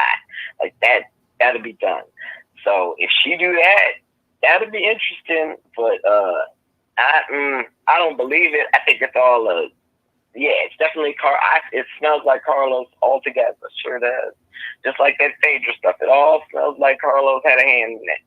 So I completely believe he would welcome her, because I think that's what they're trying to do. Start some fiction. Because poor Martell needs something, though. Now, let's not lie now. Martell needs something. I can't sit through him trying to get the kids and book signings and not knowing what you're doing and drinks and all of that. He needs a storyline. He was more like a friend of on his own show. I'm just saying. Martell, all he do is wear tight clothes and get upset, and then like, what is happening? So he definitely needs a storyline. So if this will help him, I say go ahead. Because it make no sense. No, it makes no sense. If the Housewives survive, and next season, if what's his name, Andy lets Martell be on the show, because Carlos King has been throwing a lot of shade Andy's way. So I don't know how Andy would feel about Shereé bringing Martell over there, or maybe he might make do something else with Martell, because he like a big black guy with muscles, and then the word out on the street is he's like Bolo in bed, so. And Andy loves a black man that can get down. He do, but he's also very prideful. So if she jumps ship, I think he's gonna take that more as like a betrayal. He might play with her for a minute to like test the waters, so he can see Martell maybe. But I think that would be the end of that relationship, because it's like you chose Carlos and his stuff over me, because they're not gonna let you do both. So she's gonna have to choose. I don't see Andy letting that happen, because no, because Carlos is behind it. If it wasn't Carlos, I'd say maybe, but I don't think he wants to see Carlos win like that. Yep. Right? I feel like they're the two sides of the same coin. So in that case, if Shereé, and it's gonna look like a slap in the face, because Andy has given her so many chances on reality TV, and then what does she do? She jumps and goes to Carlos' show. I think she would be done at Bravo. Well, she might get a girls trip, but I think that'll be it. Which is fine, because 3 times is not the charm, clearly. Your Majesty's so crazy. He goes, who cares whether or not he's packing? Andy does. Andy always talk about these black guys and what they packing. Andy be on Grindr. But I wonder if Martell gets introduced to the Real Housewives of Atlanta audience, that might be pretty big for him. Oh yeah, that would be huge for him. Now if that happens, and then now I could see Andy being petty like that, right? Just because he wants to, because he does still have the bigger platform. So yeah, I could see him, but it just seems so weird, right? Because you remember on Huntsville, Melody was the one who was like always in Atlanta. So I guess she was always in Atlanta too. Like, when did he start was he always in Atlanta? Or how did this happen? So it's got to kind of really be more explained if he kind of comes to Atlanta, because it'll look kind of weird, like, oh, okay. But I think Carlos is about the mess, so I definitely think he's going to do this just to get under Andy's skin, if anything. But Shereé's not really bringing too much this season, and if she doesn't have these joggers with these man prints, she might be done so. But I really don't think she's bringing anything. Like the Tyrone thing was weak, and that was weak. So that's what she needs to do to get a storyline, I guess, girl. But I don't believe it. And your girl, what's her name, Curry, she looked crazy as hell. Why does that girl? For somebody who thinks that they are like bad as all outdoors, why she always come online looking a mess? Because she's broke. I'm broke too. Simple as that. And she probably doesn't really. She grew all her hair, and her hair looks pretty, but she clearly is not trying to really market herself. You know what I mean? Clearly, because that's not, because I'd be damned. I'm going to be together when I come on live. I promise you. Even if I'm ranting, I'm going to be together ranting. Like, she just be looking like the struggle. Like, girl, that is not how if you want to keep him, or if you're trying to get his attention, that ain't helping. You look crazy. And just disheveled, like you couldn't just brush that down, throw on a little, like I've seen you look, you could just do your own face, or even just brush her hair. Like, what is happening? She looked like the struggle. She going through. because she really thought she had that. She really thought she had him. She really thought, see, yeah, look like that. Why can't you come on looking like that? Why? That ain't a big old serious thing. She has some little cute edges and it's just a pony. Why can't you look like that? Instead of you coming on with your hair everywhere, talking about you don't care about this man, going on and on and on, and if you wanted him, you could have him. You heard that she got beat up Saturday night, allegedly.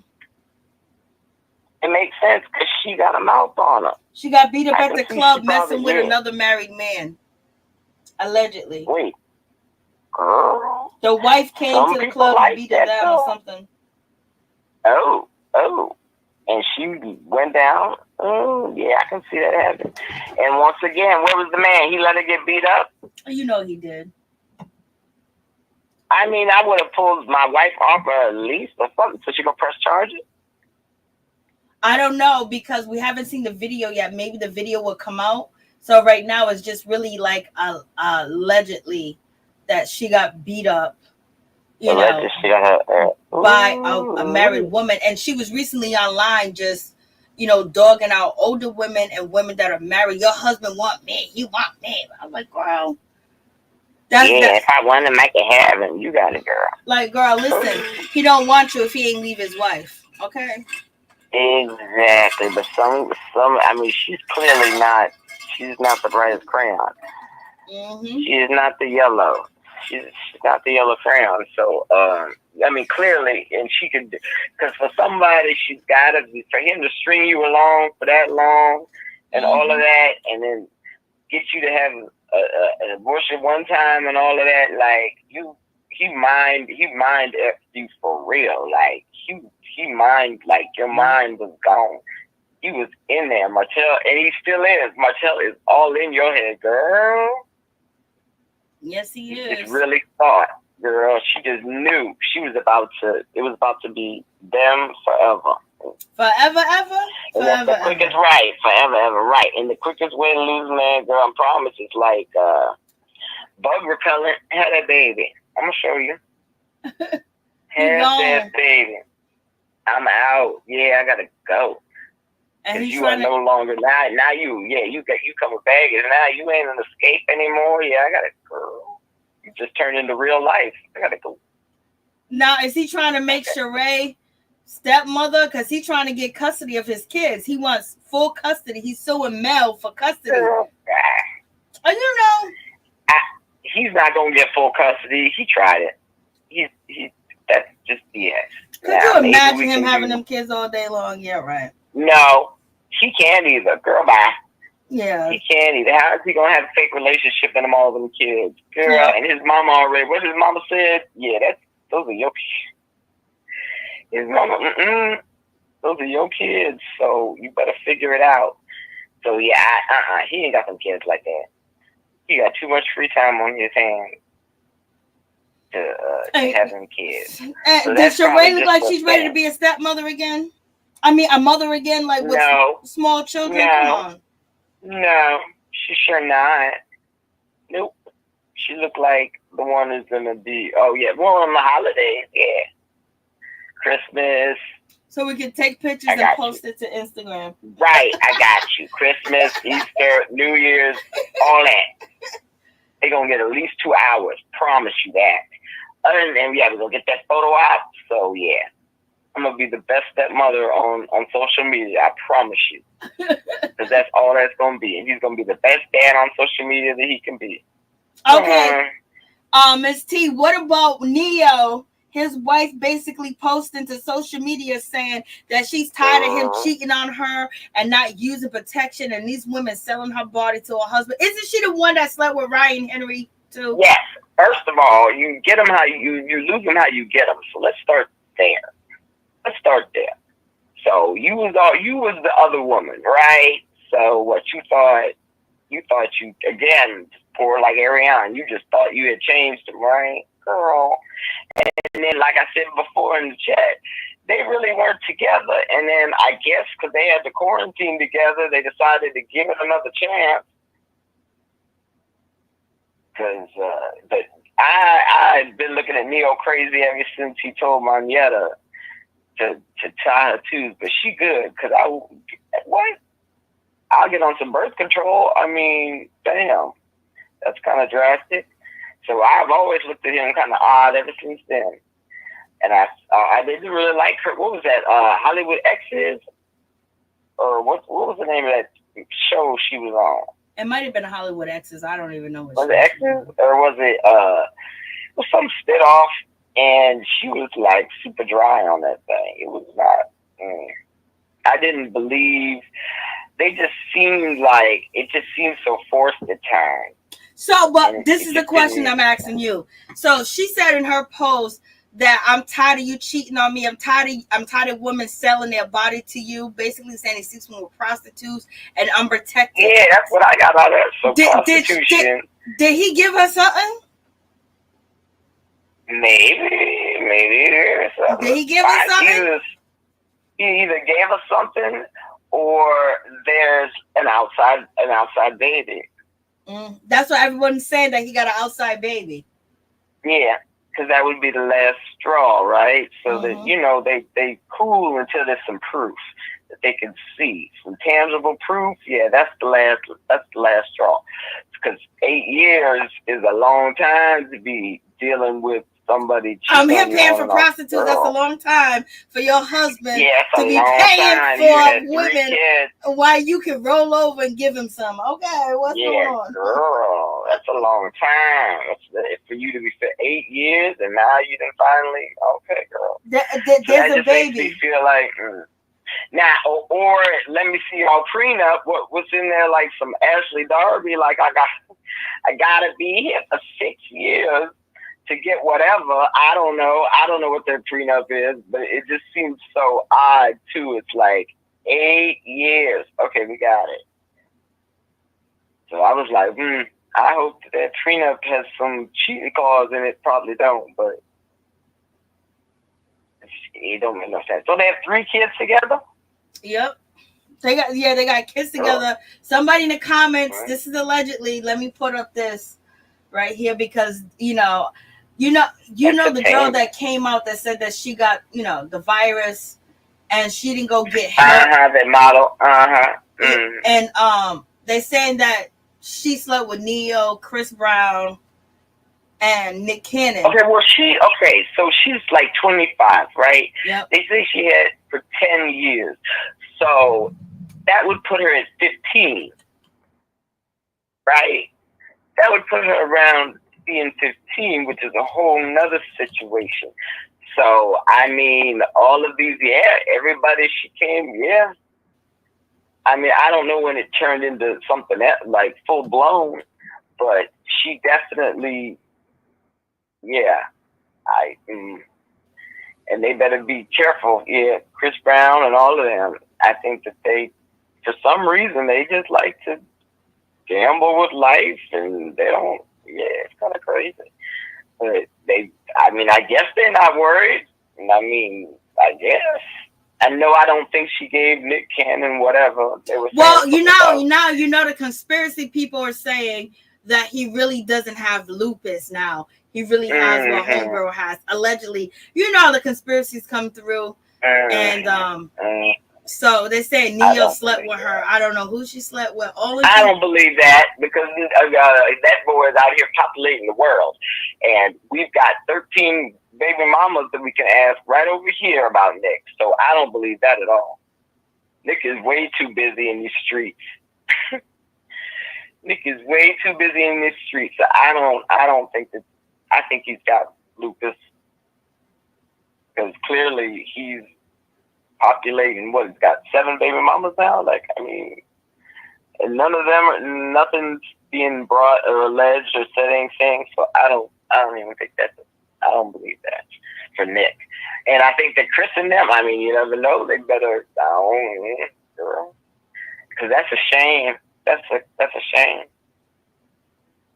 That it's also sad that she said nobody was able to diagnose. And I wish she would have caught it sooner.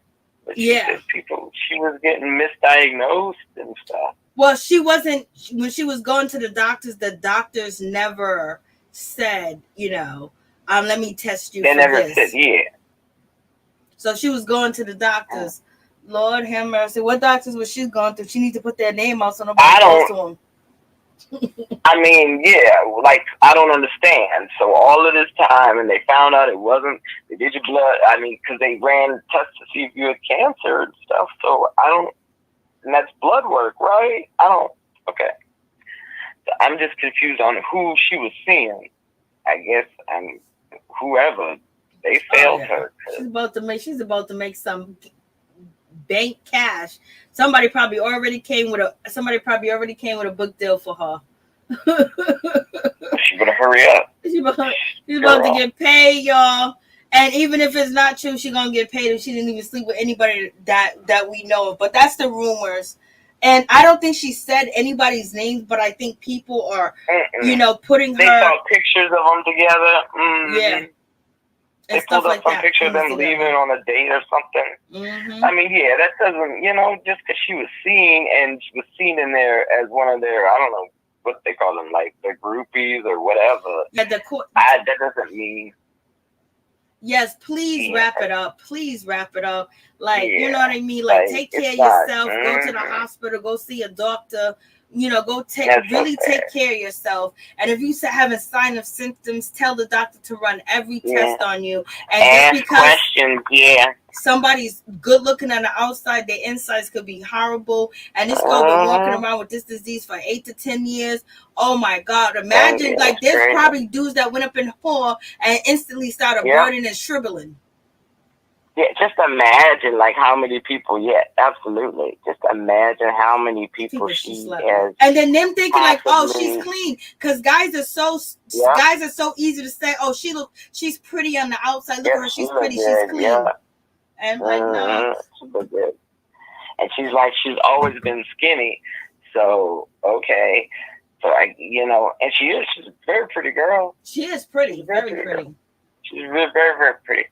So, I can see them, and then, once you get in the inner circles and stuff, I can definitely see, and how they get down, you know what I'm saying? We drinking, we smoking, we doing whatever. So I am very sure that, some things popped off, absolutely. And just imagine, I know some of them might be scared. I know there's a couple people out there probably scared. They might want to go figure it out. Call Magic Johnson. Ask him what he doing, because I don't know what he doing. But he looks like he's frozen. He's doing fine. He's doing great. She need to call his doctor. She need to call Magic's doctor. Like, real talk. Because I don't know. Because Cookie's still cool. Like, okay. So I don't know what's happening. But I think that he may have brought her something, and I think that there's another baby. But there's proof. There's undeniable proof. And then what are all these pictures? She say all these pictures. Who's sending these pictures to her? Who's sending it? Because I haven't seen. Have you seen any of these pictures that people are sending? Yeah, she said people are sending her pictures and videos. So I think there's a baby out here in these streets. Yeah, I think there's a baby. Yeah, there's a baby. There's a baby. I would love to see some of these tapes, you know what I'm saying? But there's a baby. There may be a STD situation, but I think there's definitely a baby somewhere. But clearly you were also paying for it. So I think a couple things were happening, right? And again, this is 8 years. So it could have been paid for sometimes. It could have been, but I don't see somebody that was paid for, like, sending you. What do they gain from sending you the information? You know what I'm saying? That would stop them making money with him. So I don't see anybody that he would pay doing that to her. So that makes me feel like it's the other woman. It's another real woman. Yeah, with a baby and she's putting it out there. Right. And also, this helps her with her divorce. Basically trying to get what she needs to get out of him. But how you get him is how you lose him. Their prenup could say, have a clause in it like Ashley Darby. So maybe she's made it past the threshold. Maybe, because again, 8 years. So maybe she's made it past the threshold and now she's cool. Like, I would like to know, and like I said, I think it's definitely a child, and there may be some other stuff, but 8 years, you knew what was happening. All right, let's be clear. Okay, you knew what was going on, whether it was paid for or not. Maybe you were cool with the paid for, but when you see feelings were getting attached to whatever, then you weren't cool. I don't know. I think you were cool. You were getting along for the get on. Because weren't they about to divorce? They were. They were about to divorce before the pandemic hit. So they've been rocky. But again, you lose them how you get them. So he hasn't changed. So in this whole thing, I look at you, because clearly Neo has been the same. He's been consistent. I got to give him that. Neo is very consistent. Your Majesty says, I bet that there's a baby, or I bet those pictures could be with men. So what about she got information on him with men? Oh my God. Because a lot of people think that he's living a double life. I saw that somewhere. Like, he's living a double life. Now, he's on the down low. That's gonna be crazy. I would have a bigger problem with that. Yeah, I would have because I don't. Yeah, that's not cool. You can't be on the down low. You know what I'm saying? Living your truth, or let me go, or go figure you out. But yeah, being on the down low, it does. So that makes me feel like, so that's what I'm saying. There could be more. I think there's more than one thing happening, right? So maybe the paid for stuff was on the down low. Maybe that's the down low part, and there's still a baby and a woman somewhere in there too. I could see that. Mm-hmm.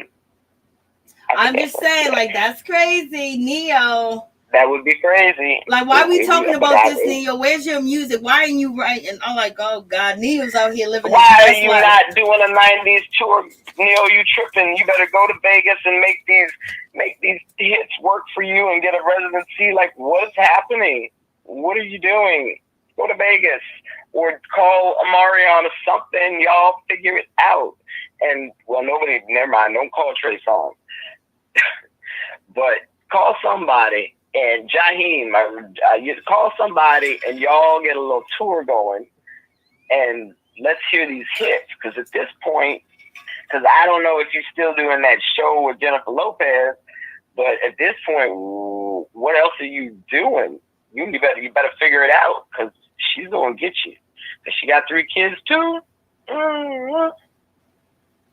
She's getting some child support. Oh, she gonna get that money. She got them babies. Yeah. And then if she has anything that has to do with the down low, it's gonna be very quiet. This is why he was like, if it has allegedly, if it has anything to do, he gonna give her everything she wants. Mm-hmm. A settlement. Yep. And it's all gonna dissipate. So maybe she's saying, so in that first part, so that, like I said, it could be 2 things, because it sounds like she's tired of being the beard. It kind of gives that vibe too. Like, she's tired, what was she saying? I'm tired of lying, I'm tired of doing this and protecting you, I'm tired of this. Right. So that could be like, I'm tired of being your beard. I'm also tired of you, because he really could. I would see that he would be bisexual, if anything. If there's some men involved, but you're definitely, I would say, bisexual then. I don't know. I don't know. I never thought Neo was attractive. I don't see Neo. I mean, hey, I don't know. I liked his music. I never said, hey, listen, I want to play this Neo song. I never did that. Like, if it came on in the club, it came on in the club. Okay. If it came on the radio, I mean, I was bumping it when it was hot. Like, Miss Independent was cute, and that was my bop. I've never typed in a request a Neo song. Never. Never. I never. If it came on the radio, I listened to it. If the video came on while when watching videos was hot, right? I would watch it and be like, and dance to it. But me. Said, where's that Neo song? I don't think anybody's asking. Yeah, it's not like an Usher song. Somebody like, play this. No. Yeah. I never went to the DJ booth. Hey, could you play that Neo song? Even though he's talented, we know he's talented. He did have some jams. Like, yes, he's a legend. When you were hot. He's a legend. That's what I'm saying. You need to get on a tour, Or did he ever do verses? Like, sir, you need to do some verses or something. Has he ever been on verses?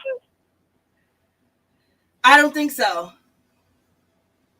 Okay, well, there you go. So you got another option. Better call up Swift, figure that out, or go bump Usher out of his little residency and take it on to Vegas. Or he has all the classics. He has all that music to do that too. He has it. Right.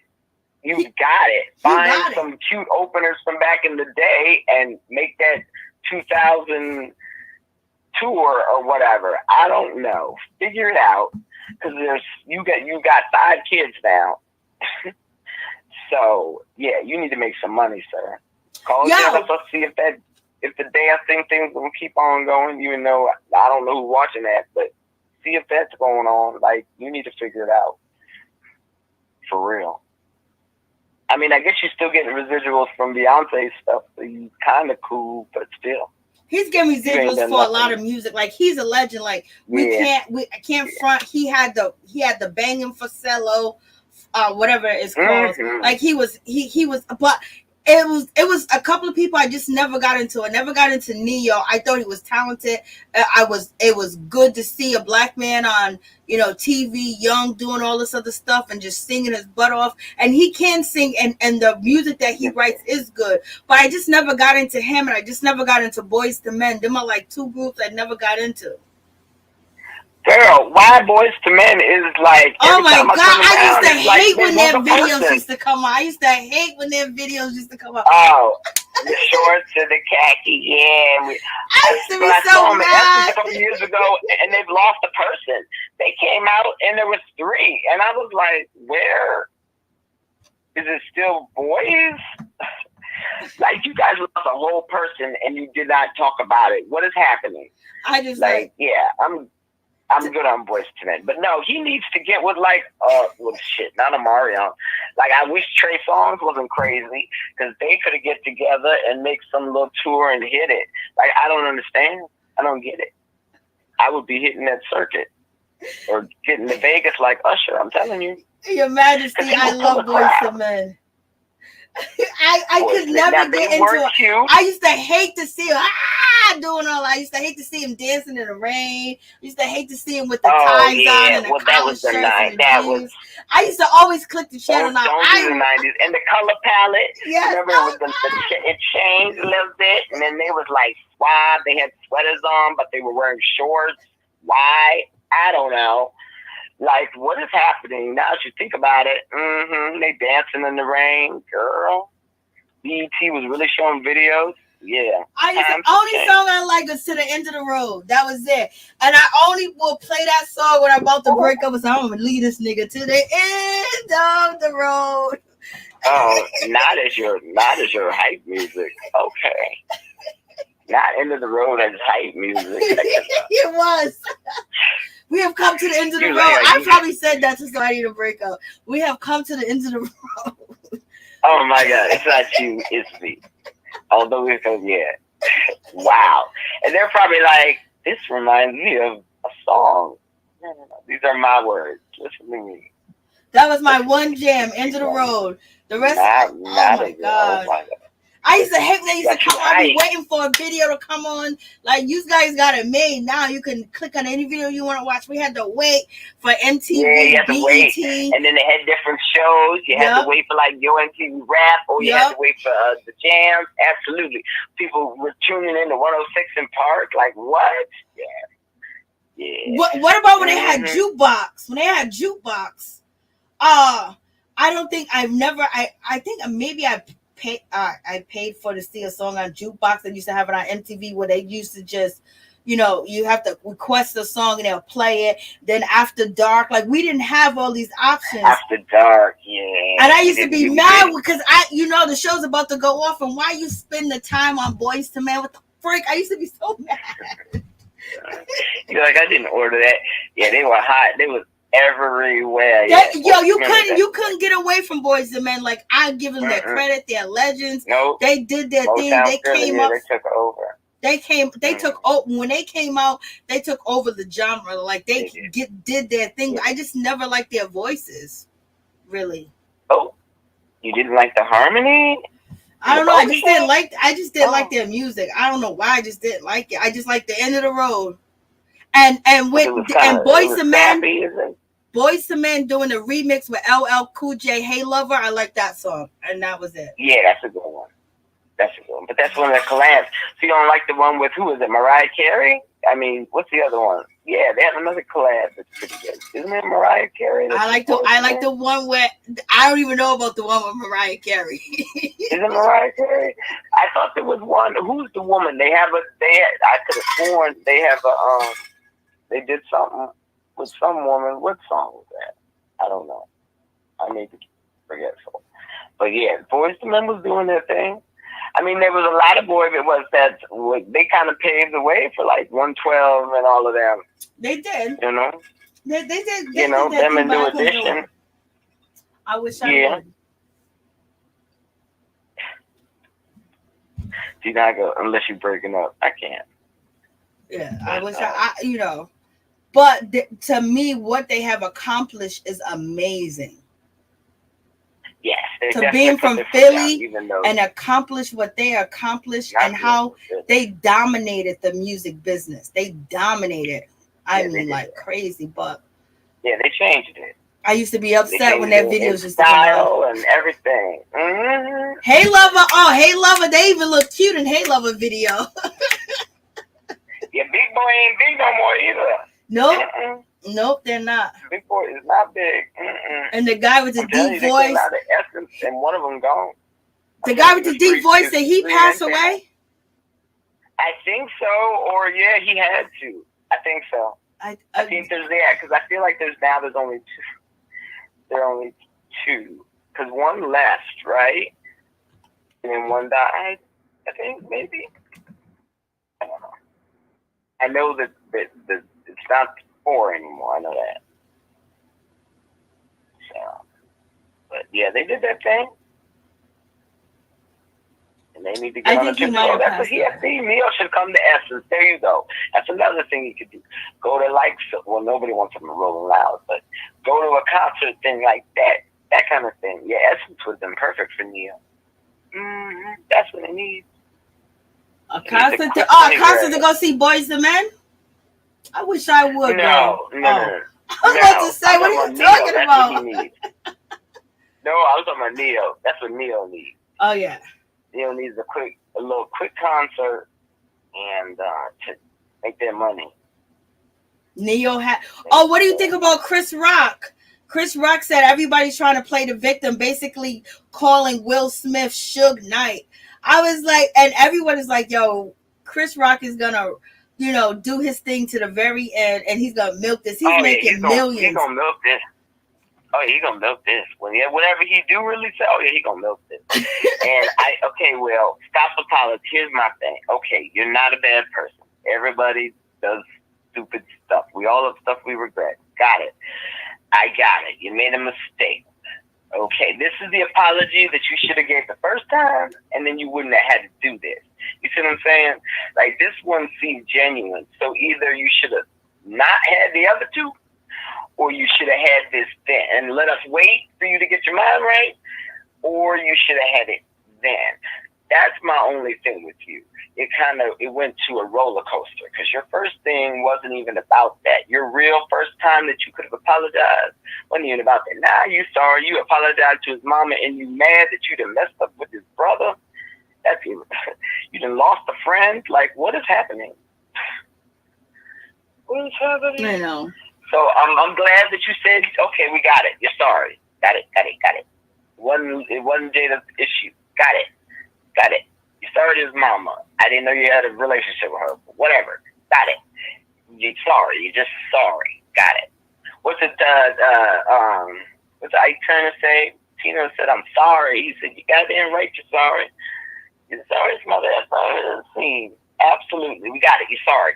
So Chris is now going to milk it. So then you don't need to say nothing else. Like, just let it burn at this point. Because you're only making yourself, it's not help. It's not fixing it. It's not, you can't make it move any faster. It's out of your hands. So, I know. Patricia see said, what happens. You know what I'm saying? I'm gonna throw you off real quick. Patricia said that her first concert was New Edition. That's a good concert.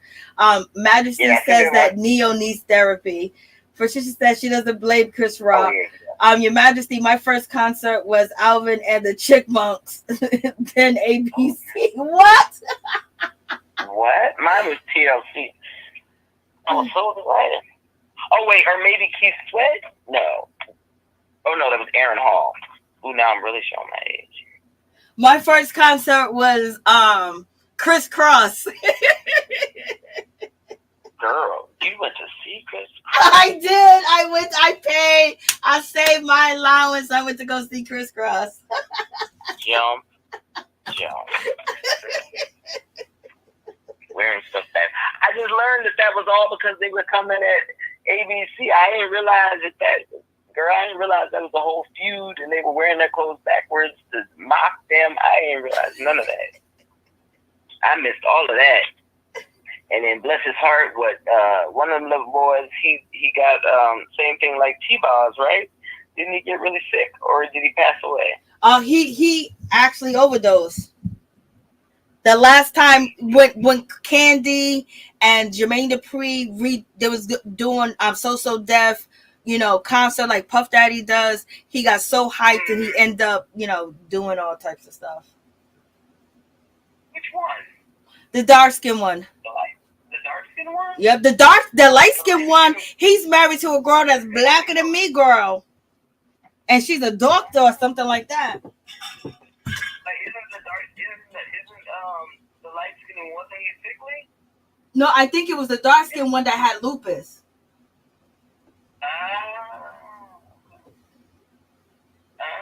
Okay, Your Majesty.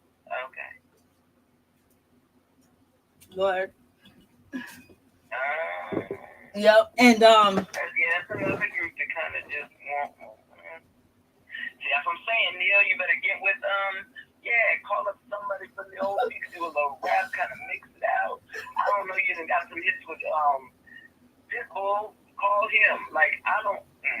No, what he needs to do is take care of his wife so she would stop talking the business, and whoever got the information on him, he basically do, whatever he needs to do. But in any event, when you're doing dirtiness, how that worked out for Jada, you doing dirtiness, it comes out there like that. You did Manietta Shaw wrong. You did a whole lot of things. Bless her heart. I don't even remember that she be on the episode. I ain't gonna lie. I ain't even gonna lie to you. I ain't even gonna hold you. I forgot she was even there. I have forget you. What is her purpose? Second best dress. Last night. She's even there. And I wish this was real time so we could be like, girl, what's the tea? Because I know you got some stories. She does. But I think she's holding back. She got some stories because like now, if it was real time, like you just said, imagine if this episode she was talking about Neo. You about to get a peach, girl. You better work this. Yeah, you better. That's what I would do. But yeah, damn. I wish. Fingers crossed on the reunion, but she ain't doing nothing. That's the other problem. You're not even giving. It would be another thing if she was giving to right now and something comes out, they would definitely keep her around. Well, she did a good job when it came to when she was with Kenya and she was with Kandi, and she told Kandi, I don't appreciate them toys, I wouldn't be here for that, so she kept it 1,000 there, and then she was cool with Kenya. And then when they was at Drop It with Drew, no, the big thing, the big moment that she had was when Kandi house, was, somebody jumped the gates or whatever. Kandi left and Manietta, she stayed there, and she was like, oh, so what was Kandi's problem and what was Kandi talking about? And Manietta basically spoke for Kandi in that situation. So there might have 2 times that she really stepped up. And did anything. That's 2 times. Okay. Well, hopefully she talk a little bit more when they're on the trip.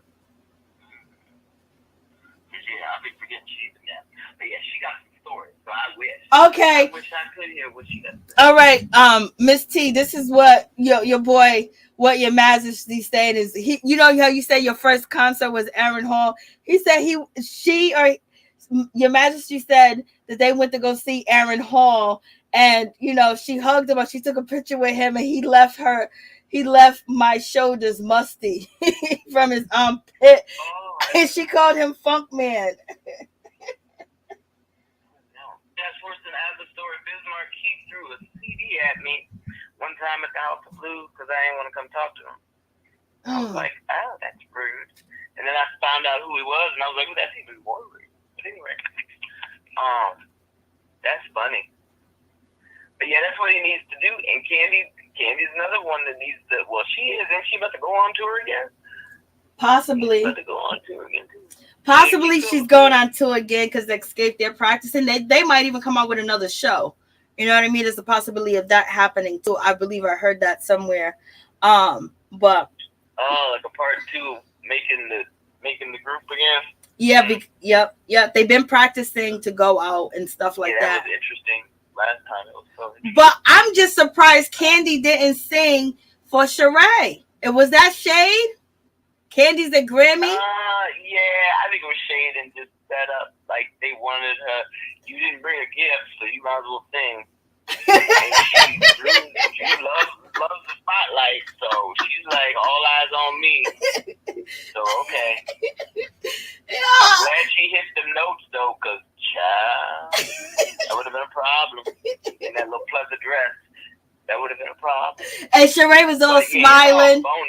Shereé was all phony. Yeah, all. Oh, Shereé knew that party was happening. I don't care what you say. Shereé came dressed to the gods. She had a fur and everything. Girl, you tried it. You knew this was about to happen. You tried it. And she did. It's been no surprise. Girl, she came dressed to the gods. She had a fur. I don't know. Where are y'all? Everybody's dressed for something different. Kandi dressed for a rainy day. You dressed to hit the circuit. She dressed like a pencil, and she just like, I don't understand. Where are y'all going? Yetta, hey girl, I'm glad you are dressed right, because she is. The only thing you're doing in the scene. She's dressed right. Hey girl, like that's all I can give you.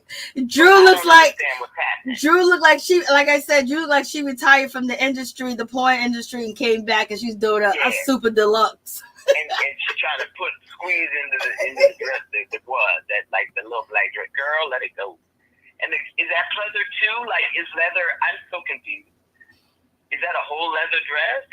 Let's start there. And then they've all got on that like kind of fabric. Because Candy's pants, what is that? I don't know what shorts. What is happening? I don't know what kind of. I think Kenya had on some type of. I think those are like leather too, right? I can't really tell if they're leather or not. From the zipper, they look like they might be. So it must be leather. Leather must be coming in. I'll tell you, it's not that damn suit. It's too much. I think it's because of her butt, right? So it's too much. It sits out. It looks bad. And then there's the ponytail. I forgot to mention this. Marlo said, Shereé looks good for 60. Was Marlo serious? Oh, yeah, she's going to kill me. No, Marlo's trying to be like Shade. Marlo's always, that's the thing with Marlo. That's what she does. She has really no loyalty to anybody. So she's doing what she do. She's talking about people. That's what she do. And she going to laugh it off. Y'all just playing. I think it was petty because I think what she really wanted us to do is learn the real age. Tell you the truth. Oh, so they can say that she's actually 52. Mm-hmm. She said Shereé looks good for 60. Oh, that's so messed up. She looked good for 60. That's what I was thinking. Like, you just wanted them to correct you enough to really know. Because I had no idea. But I'm shocked. 52? Okay, girl. She looked good. Like, girl, okay. What, and cold, and you wish that you were this cold, and what? That made me feel like, that gave me a whole casket vibe. So I was like, cold and old? Like, that didn't work for me. That didn't translate for me. I guess it was probably because I just finished watching P-Valley, right? So when she said cold and old, that didn't transfer for me. All I went to was funeral. I was like, that's not you want to be this way. It's cold and old, baby. When she's like, I'm cold and old. What is that? I have no idea. Like, about to be in a cast or something. Like, what are you talking about? It is the mess, girl. Look like this. Any last words? We're gonna sign off because we're going on 4 hours. Child. No, that's it. That's it. We'll see what this thing looks like, because it looked like, once again, it's another rookie mistake. It looks like Sonia's husband's about to get into women's business. Yeah, he's gonna try. Yeah, crazy. He's gonna come for. Yeah, so that looks like it's gonna be interesting. Very interesting. You talk to my wife like that. Get your butt away from the table. Let your wife get red and be a victim and cry. But that's a normal rookie mistake. Yep. The husbands jump in, and it's gonna go left every time because you need to stay in your lane. You just here as a supporting member. I don't need all that. Oh, and I hope he's not doing it to somebody who's married, because that's gonna be a whole another issue. I hope it's a single. I hope he's talking to a single lady, because if you're talking to somebody's wife like that, that could really go left. So we'll see. Alrighty. We'll see what you make. We'll see. Married to Medicine too. Married to Medicine. Oh yeah. Oh God. I need to go watch that. Mm-hmm. Oh, and Heavenly is crying victim. Heavenly's a victim now, y'all. Crying victim. Yep, she's a victim. Wait, why? I can't believe you did this to me. What's her name? Contessa. Yeah, she's a victim. I can't believe. And Jackie's coddling, Contessa, and Quad won't stand up to Contessa. I mean, Quad won't stand up to Heavenly, and now Heavenly has been insinuating you sleeping with married men. Okay, girl. Or is it Toya? So now Toya's supposed to be cheating on Eugene. I hope that's not the case. And Heavenly, I hope that's not true. It can't be true. She ain't that stupid. Working his body to the bone. No, I hope that poor baby. That would be real messed up. It's already messed up. You got him working like a slave, poor baby. You don't even know what an off date is. What is that? Poor baby. Yeah, I know. Yeah, I hope that's not true. Nah, I think that Heavenly, I don't know. And I think that Simone said the real thing that I've been saying for years. She said now, she's been talking about our business and our marriage and acting like everything is perfect over there where she's at talking about Heavenly, and she's been skeeting away. Y'all let her skeet. Y'all let her skeet. Y'all let her get away with everything because she was out there pushing Mariah out the door. And now she done came in and talked about each and every one of y'all marriage, your husband, and everything. And they all sat there. I wish we could get the receipt. Yes, bring the receipt. But I don't think Simone is gonna say anything else. She's just basically calling Heavenly out for basically, not divulging what's going on in her life. But why would she when y'all just let her walk in? Because she was able to. She was a backbone for Jackie. Jackie liked her because she liked Jackie. She was a backbone for Jackie and things of that nature. They like to have her on the side, so she can bark and do that. But they don't like it when she turn around and bark at them. So they was cool until she started talking about them in person on that. They was cool when it was happening in real time and you were using her. That was cool. And it was funny. And Neela was all giggles and smiles with her phony ass. She was just all in. And now it's a problem. You're the main one. You're the only one, actually, who sat up on this podcast with this woman and let her talk about all these people. Now you're going to say that you think it's inappropriate? Girl, bye.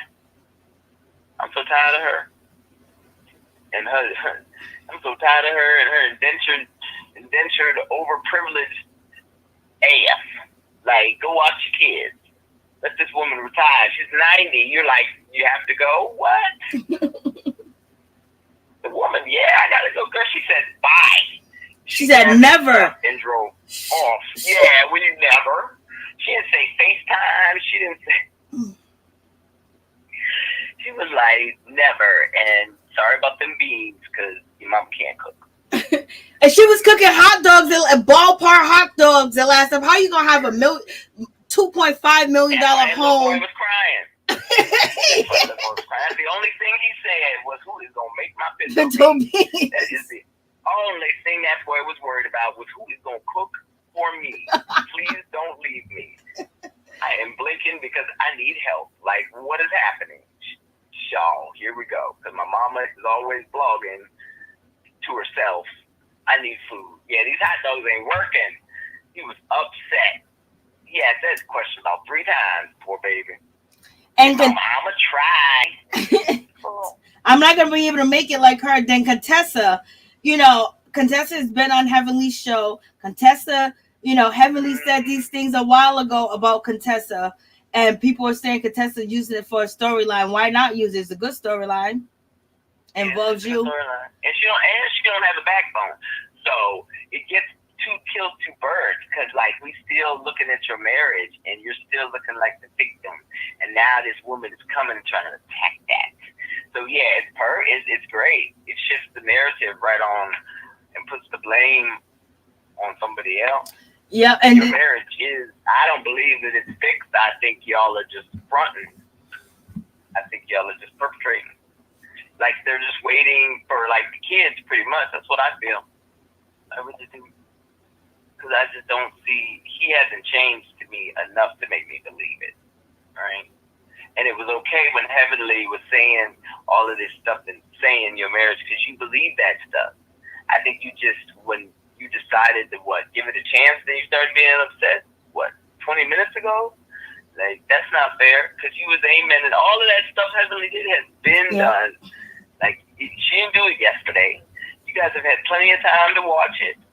So, and plenty of time to react before now. Like, you waited to keep all this anger to the camera started rolling? Or yeah, well, like you said, take the attention off of her and Scott, and now that's why Heavenly's kind of bringing the attention back to Scott, saying she really have an issue with her husband. She really have an issue with Scott. So Heavenly's all acting confused, but Heavenly, don't act confused. You've been talking about the women. So she decided to get mad a year later or 6 months later. That's her storyline. Hey, that she's sticking to it.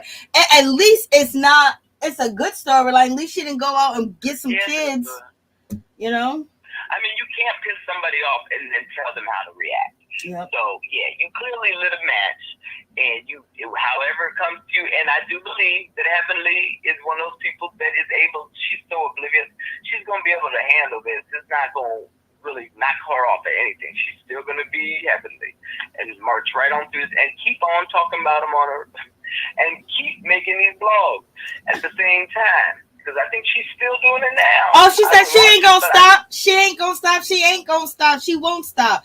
But I think Contessa is trying to get the other women to see, like, hey, listen, she's been skeeting around. She, we don't know nothing about her and her husband. All of y'all done pulled out your cheating, your bad relationship, best friends coming in, my relationship, and she's trying to gather the women, but the only person, Jackie's too scared to be gathered, and Quad looked like she's scared to be gathered. You know what I mean? Because Quad basically forgives, Dr. Heavenly. But at the same time, what do we know about Dr. Damon? We only know about his childhood, him going back to see his father. He didn't have his... And he looked exhausted. He got way too much patience. He's a walking Xanax. I don't know. We know what... Bless his heart. Because he is, Daddy Damon is eating his feelings and counting down the time. That's what he's doing. Because we don't know nothing about him. You're right. We don't know nothing about this man, except that he's a good father, and he seems to be a pretty good husband. But she's crazy. Do I think he's probably doing something? Sure, because she keeps him under lock and key. So I can imagine that he would be not more prone, but I can see him doing something. Absolutely. And she's a lot. That's a lot of women. It's a lot of women to have to deal with on a regular basis. Facts. Alrighty then, happy birthday, Leo Queen. I will talk to you tomorrow, Miss T. Good night. Yes, ma'am. Oh, wait, what's tomorrow? Oh, Monday. Yes, ma'am. We're going to see the foolishness. I know. Watch that money grab right quick. Mm-hmm. I know. Is it almost over? Yeah, I think it's only one more episode. then another one? I think there's only 10 or maybe 11. Ooh, girl, I only got patience for like 1 or 2 more. I think it's only 1 or 2 more, and it's gonna be done. You know, they did the season quick, and then I haven't seen Baddie South yet, but I'm gonna watch that tomorrow too as well. Baddie South. Okay, so you're gonna review both of them. I don't watch that, but I listen to the reviews because they be cracking me up. Oh, that show's a mess. That show's a riot. That show's a riot. It's a riot to hear you talk about it. So yeah, okay, well. But we're gonna do Basketball Wives and Married to Medicine, and then I'm gonna jump in and do Baddies, and and then talk about P Valley on my other channel. I just got to start talking about it. I don't want to talk about that on this channel. No, you don't. Because I get triggered. That show triggers me, so I just be like, I might go in all the way. So this last one, and the music, they had some good. Ooh, yeah, the music and stuff. You seen this episode this Sunday today or yesterday? Oh yeah, I seen it. Yep, it was Murder. Murder sitting there. Murder is really Murder. Murder. Oh girl, Murder. He dropped his cigarette. Like I don't know. Oh, see, I didn't see that part. I didn't see him drop his cigarette. Remember, he was smoking, and then he tossed it, and then he did it. Yeah. So I'm like, ooh, I wonder if that could be a problem. That's my only worry is that like they're foreshadowing that it's not gonna look good. Yeah, he might get caught out there if he is why ain't nobody killed what's the other girl's name? Not Mercedes, but the other one that dances really good and she got the white husband. What's her name again? Oh, you talking about Mississippi? Yes. Why ain't nobody took out her husband? I don't know what DeShawn is waiting for. She's got all the tools and she over there playing around. I don't know. Like, I would have told your boy about him. That's what I thought she was going to do. Would tell your boy about her husband, too. Especially when the promoter came up, this and like that. That's the next thing I would have done. Like, I don't even understand why she's been sitting in the house looking how she's looking. Like, I'm so confused. Me too. On what is happening. Sad note, I just realized they had 2 kids. Yep. I didn't know they had 2 kids until like 3 episodes ago. And I was like, oh, okay. So, yeah. But yeah, I don't know what her problem is, girl. I don't think so. Why didn't she call an Uber when she didn't have a battery in her car? And that's what I thought too. You ain't got nobody you can call, a bus, a cab, nothing. Like, why is the only option to go back in the house? And she went right back in the house. She's gonna get caught up. She won't get caught up with them birth certificates and stuff being gone. I think she done messed up a little bit. I don't see it ending well for her. So we'll see. All right, good night. Crazy. I know. She needs roulette. That's what she needs. That girl crazy. All right, good night. I'll talk to you tomorrow. Talk to you tomorrow, girl. Thank you for calling in. Bye-bye. No worries. Bye-bye. Thank you. Thank you guys for coming through. Please don't forget to like, comment, subscribe, share the video. Contessa said Heavenly got pregnant. Oh, when was this? I know that this has been said on the show, Gene Johnson, about heavily trapping Dr. Damon. I know that's been said, but it's been said again recently. Ooh wee. After show. Oh, so she did this recently, Gene. Okay, I will talk to you guys soon. Good night. Please don't forget to like, comment, subscribe, share the video. Thank y'all for coming through and supporting, and thank you for leaving your comments and in the chat. I appreciate y'all. Have a blessed night. I have fun as usual with my peeps and my peoples.